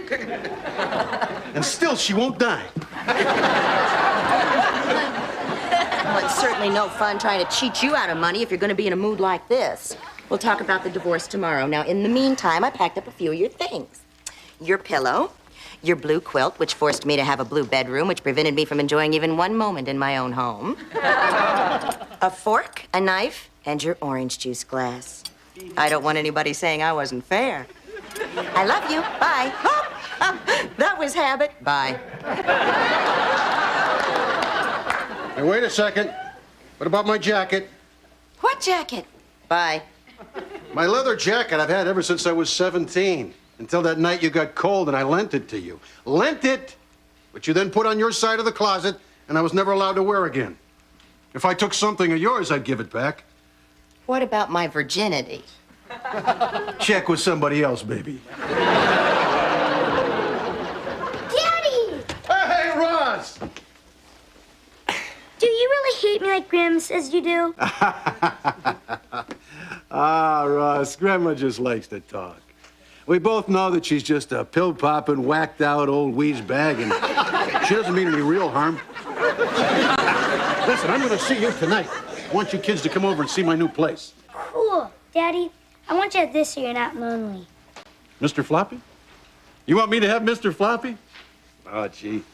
We had some fine times together, you and me and Mr. Floppy. You know, he's going to help me sell some cars. Yes, the bunny's gonna turn the odometers back. No. Now, that would be illegal. We got gremlins coming in there at night to do that. I want to see the gremlins, Daddy. Well, son, only Grandma can see the gremlins.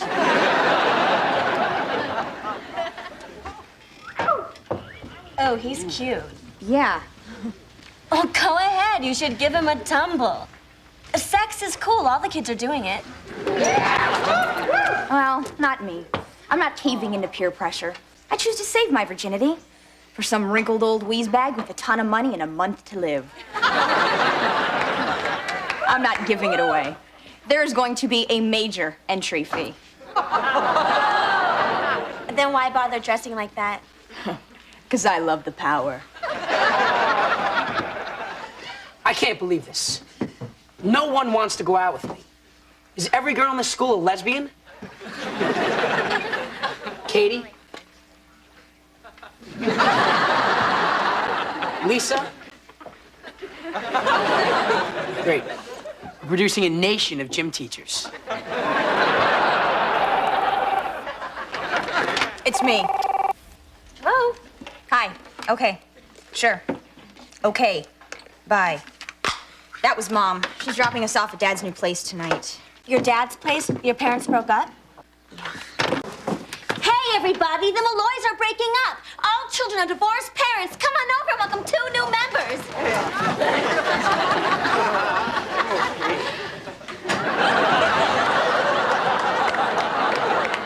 It's the best thing that can happen to any kid. Now your parents have to compete for your love, and they don't know how to do that, so that means buying you things. Oh, you get 2 sets of presents for Christmas and birthdays and things. Maybe even 4 if they each get a boyfriend or girlfriend. And the best part for you is when you fail, it's not because you're stupid. You're the product of a broken home. Ryan Malloy. Someone stole a midterm exam off my desk. I know it was you. Sorry. I'm the product of a broken home. Oh, then it's okay.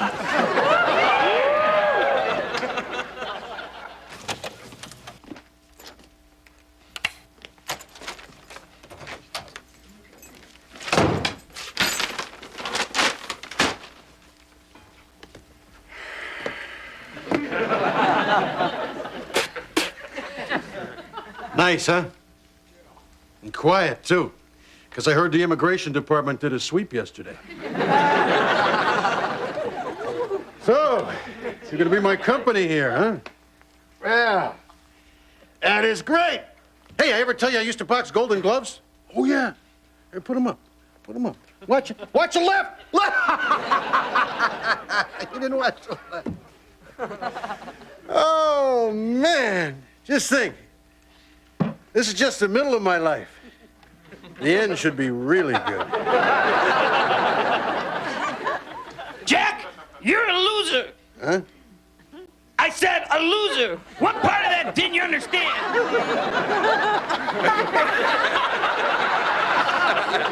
So you're talking, Mr. Floppy. Gee, it didn't take me long to lose my mind, not did it?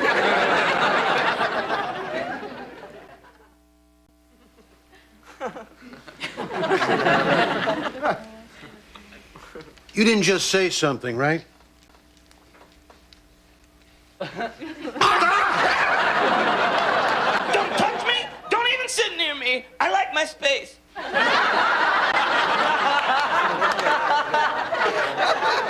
Okay. Okay, I'm just not going to talk to you. I think that might be the best way to handle this. After all, I'm a grown man. I'm not going to sit here and talk to a bunny.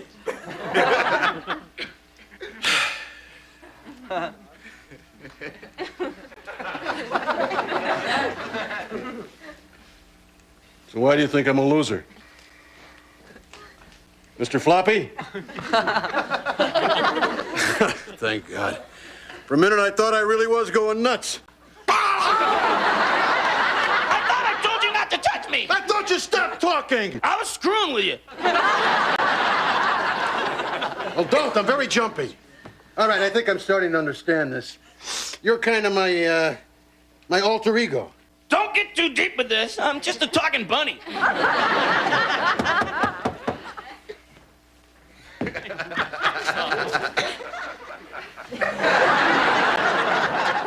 Hi, guys. Great to see you. What time you want the kids home? You know, you could bring them home a little late tonight. But, Mom, you said we were just coming for a second. Everybody suffers in a divorce. Enjoy the kids.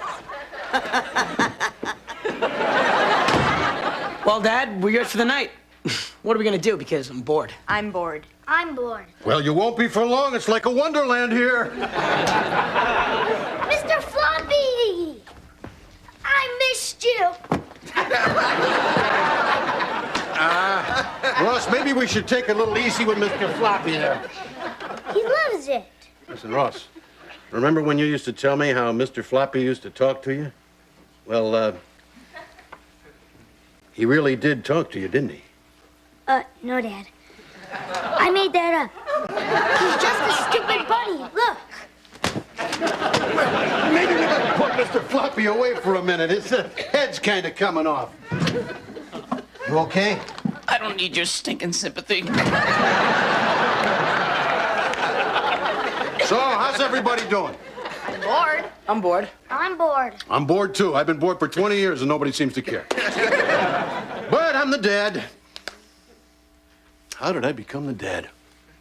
I used to be the kid. Matter of fact, people used to call me the kid. Yeah, they called me the kid right up until you were born. Now I'm middle-aged, I sell used cars, and you're bored. Well, who cares about you? I'm dying here! I am dying! Hey, sit down. Come on.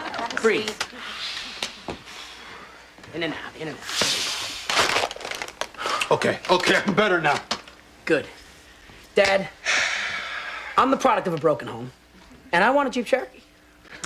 And I want to transfer to a private school in France. It's only $25,000. So is a Jeep Cherokee. I want to go to Disneyland. That's $25,000 too. Please, Daddy. Please, Daddy. I want to go. Okay, hold it. You want to go to France. You want a car. I want Disneyland. Who cares? You know what I want? I want to know how I'm going to get to work tomorrow. Your mother's father, my supervisor, for some unknown reason, has decided to take away my company car. So now I'm trying to scrape together the down payment on a moped. Or maybe a lark. You know, one of those cool motorized chairs that old people go shopping in. Oh, sure. So you get what you want. Don't be so unfeeling. Our daddy is hurting. He needs our support right now. Hello? Oh, hi, Amber. Oh, I'm at my dad's place. Well, you wouldn't want to sit on the toilet here. I'm going to play with Mr. Floppy.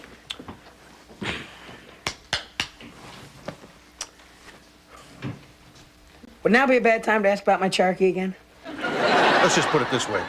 You will get your Jeep Cherokee before your sister goes to France. All right. She's an idiot, because she really believes you're going to send her. Yeah. She sure is stupid. Listen, did you find out where your mom keeps my old leather jacket? While she's out tonight, I'd kind of like to get it back. Well, gee, I don't know, Dad. I mean, if I told you that, it'd kind of be like I was taking sides. Oh. Well, excuse me, Mr. Switzerland. Mr. Neutral. Mr. Sure, Mr. Nazi, we'll protect your money. Fine. You go put holes in your cheese while the world burns, you sissy. You fruitcake. You Haiti boy. All right. I tell you. That's my boy.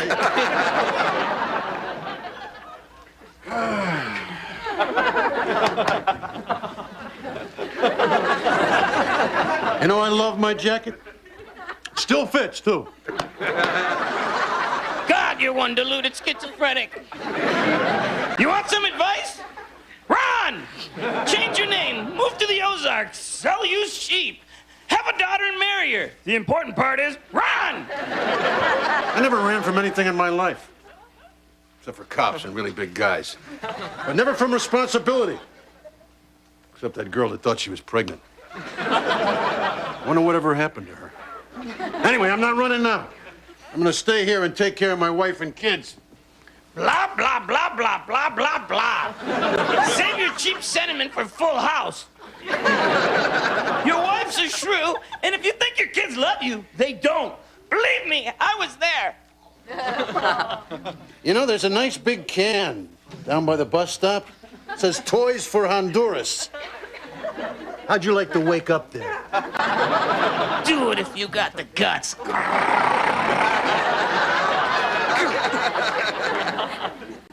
Maybe this divorce was my fault. I can't even get along with a stuffed bunny. Who is it? Me! Watch me give her a hard time. Who is me? Drop dead, I'm leaving. Okay, I'm opening. Punk. And what are you doing here? Oh, this place is charming. The condemned notice outside doesn't begin to describe the Beirut-like squalor, which is your new home. What does it matter? You're going to be alone your whole life. What did you do, get your period and rush right over?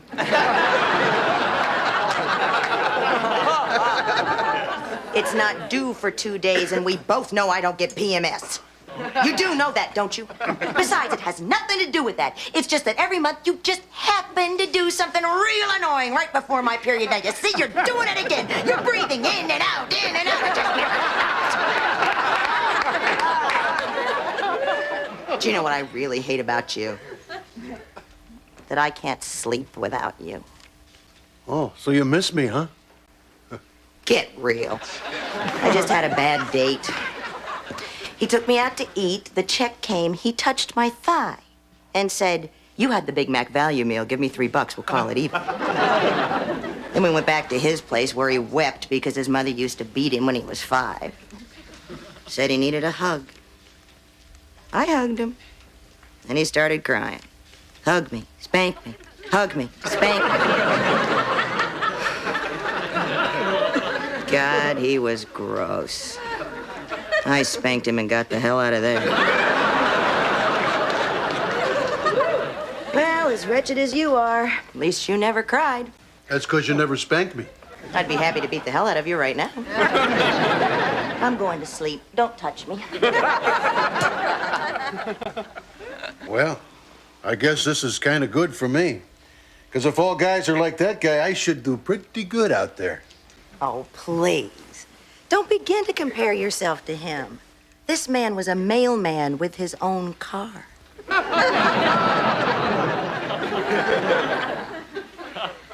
What happened to us? We went on vacation to Hawaii, their first one without the kids. We got to talk to each other and realize that every single thing you do or think or say makes me sick.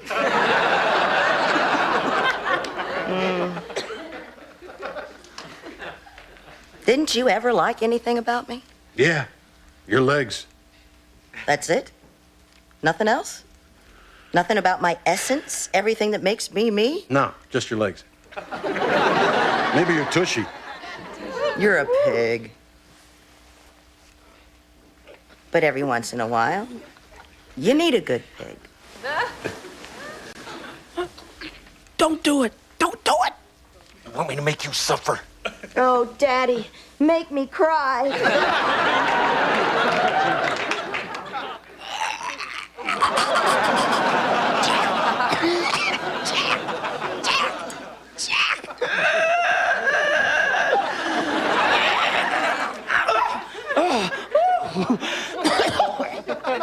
You okay? Stick that in your chest, then ask me. I hope it doesn't become a habit. People pinning notes to me. Get a bulletin board, for God's sake. And an airwick. And a picture on the wall. Something tropical. All right, I'll take care of it. Great, now I'm gonna be bunny whipped.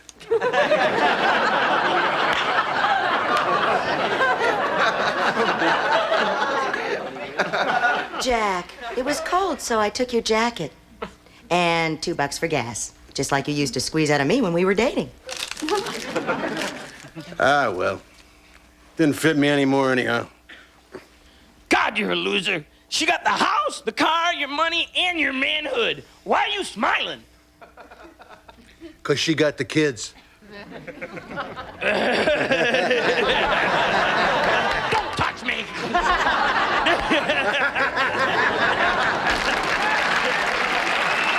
Dear Unhappily Ever After, your show is a cheap ripoff of Taming of the Shrew. Bill W., Secaucus, New Jersey. Bill, you're an idiot. We bear no resemblance to Shakespeare. We are in English. His plays are filled with sexual innuendo and codpieces. We have no codpieces. Send your retarded letter to PBS, you fool. Hey, get to work!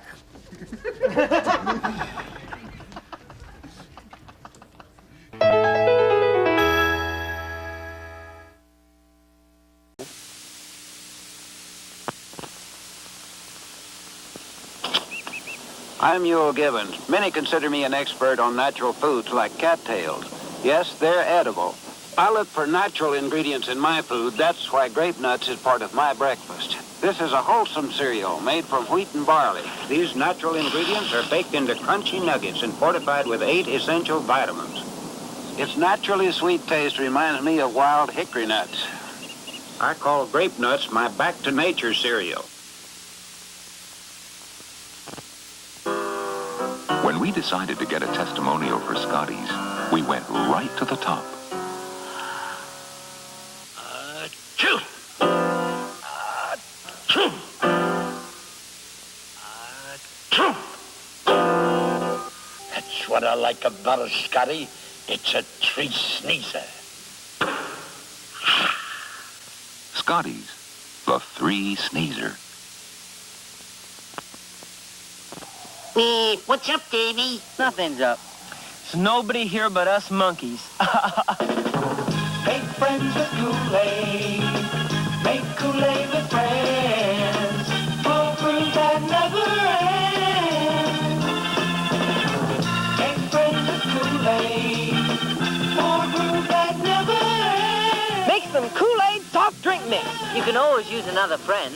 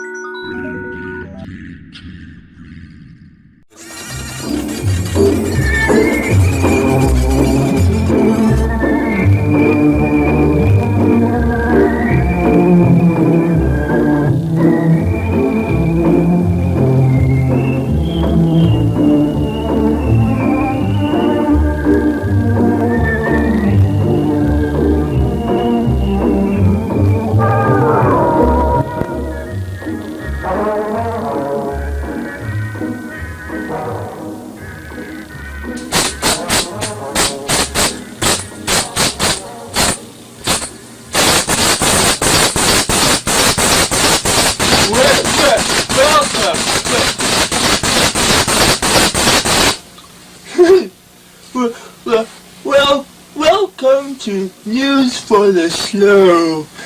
Good evening.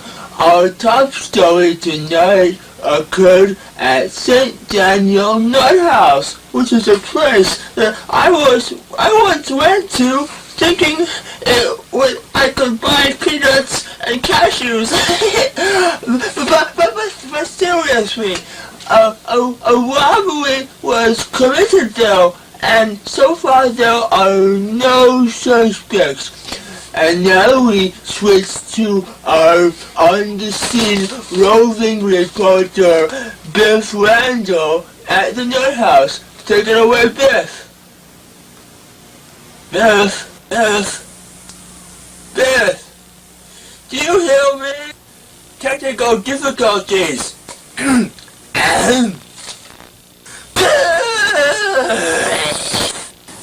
This is Biff Wendell, reporting from the St. Daniel's Insane Asylum, speaking to one of the maniacs, inmates, local residents.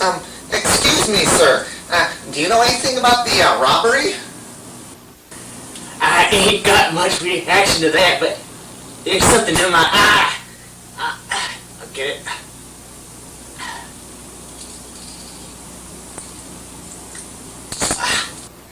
you. This is Biff Wendell from the St. Daniel's Insane Asylum. I kind of like it here. Back to you in the studio, Bubba. When questioned about who could be responsible for the theft, the mental institution's chairman was quoted as saying, "My God, there's a lot of lime stuff in the old headache." And now for our daily weather report. Hello, it's time for Channel 12 weather. Okay, today in California, that's on the farthest side of the world. Well, not the whole world. Well, as you see here in California, it's really hot down there, but where we live up here, it's not too bad. Wait. We live on that little piece of paper? No, we have regular houses. Now for the local weather front. Oh, as you can see in the Bay Area today, Concord, too hot. And Hayward, same. In Oakland, they're pretty good. San Francisco's okay. Marin, I've never been there, I don't know. And San Jose, I don't know. Redwood City, I don't like it. Okay.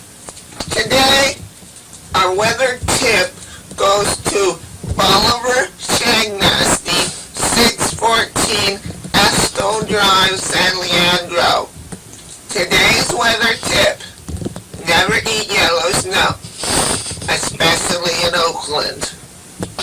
This is Biff Wendell saying goodbye for Channel 12 weather.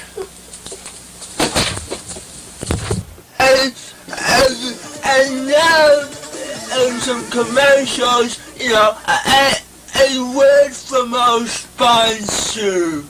When two good old friends go to a restaurant, they want an appetizing beverage which can wash down their hearty meals. Not just any drink will do. They want Swish. One more bottle of Swish, please! Oh, is it very stylish drink, no? Coming up, sir, right away. Oh, Pascal, another glass of the Swish for the customers. Oh, of course. Innocent for the customer.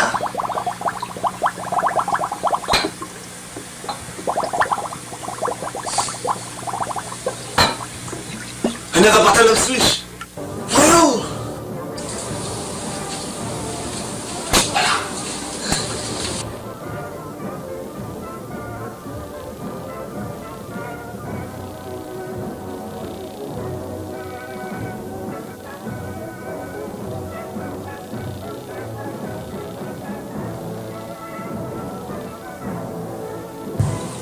And I like mine with a twist.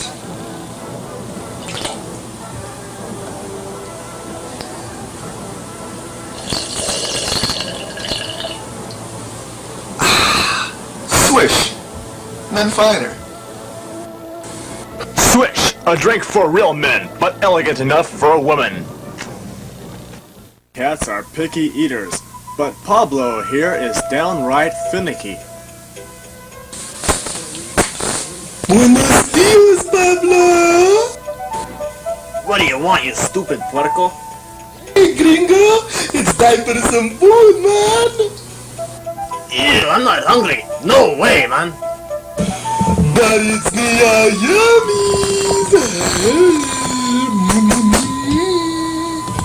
Me are yummies, man. Why didn't you say so, man? Hombre, arriba! Arriba, hombre! Muchas gracias! Why don't you sing and dance like all those other kitties in those commercials on TV? You go to hell. If you don't dance, I'll let you see your doggo.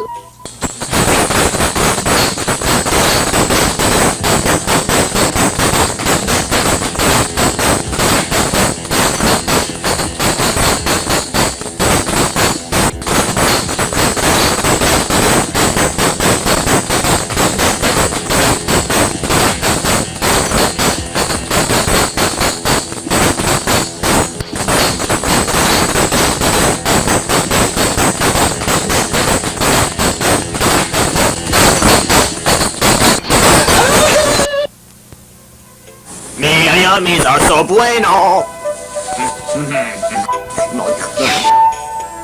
And if you send in 300 Meow Yummy labels plus $400, you will be sent your own free Meow Yummies official badge. I don't need no stinking badges.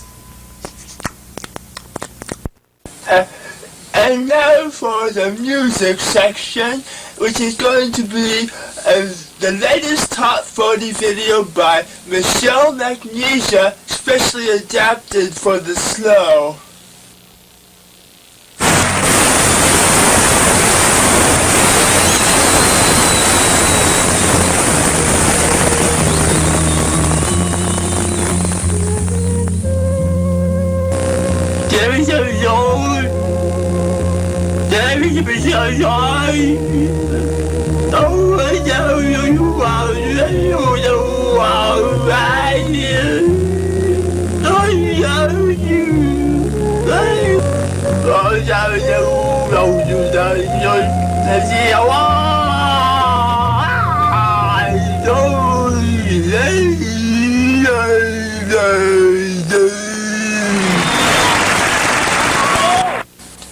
Well, I hope you enjoy watching News for the Slow.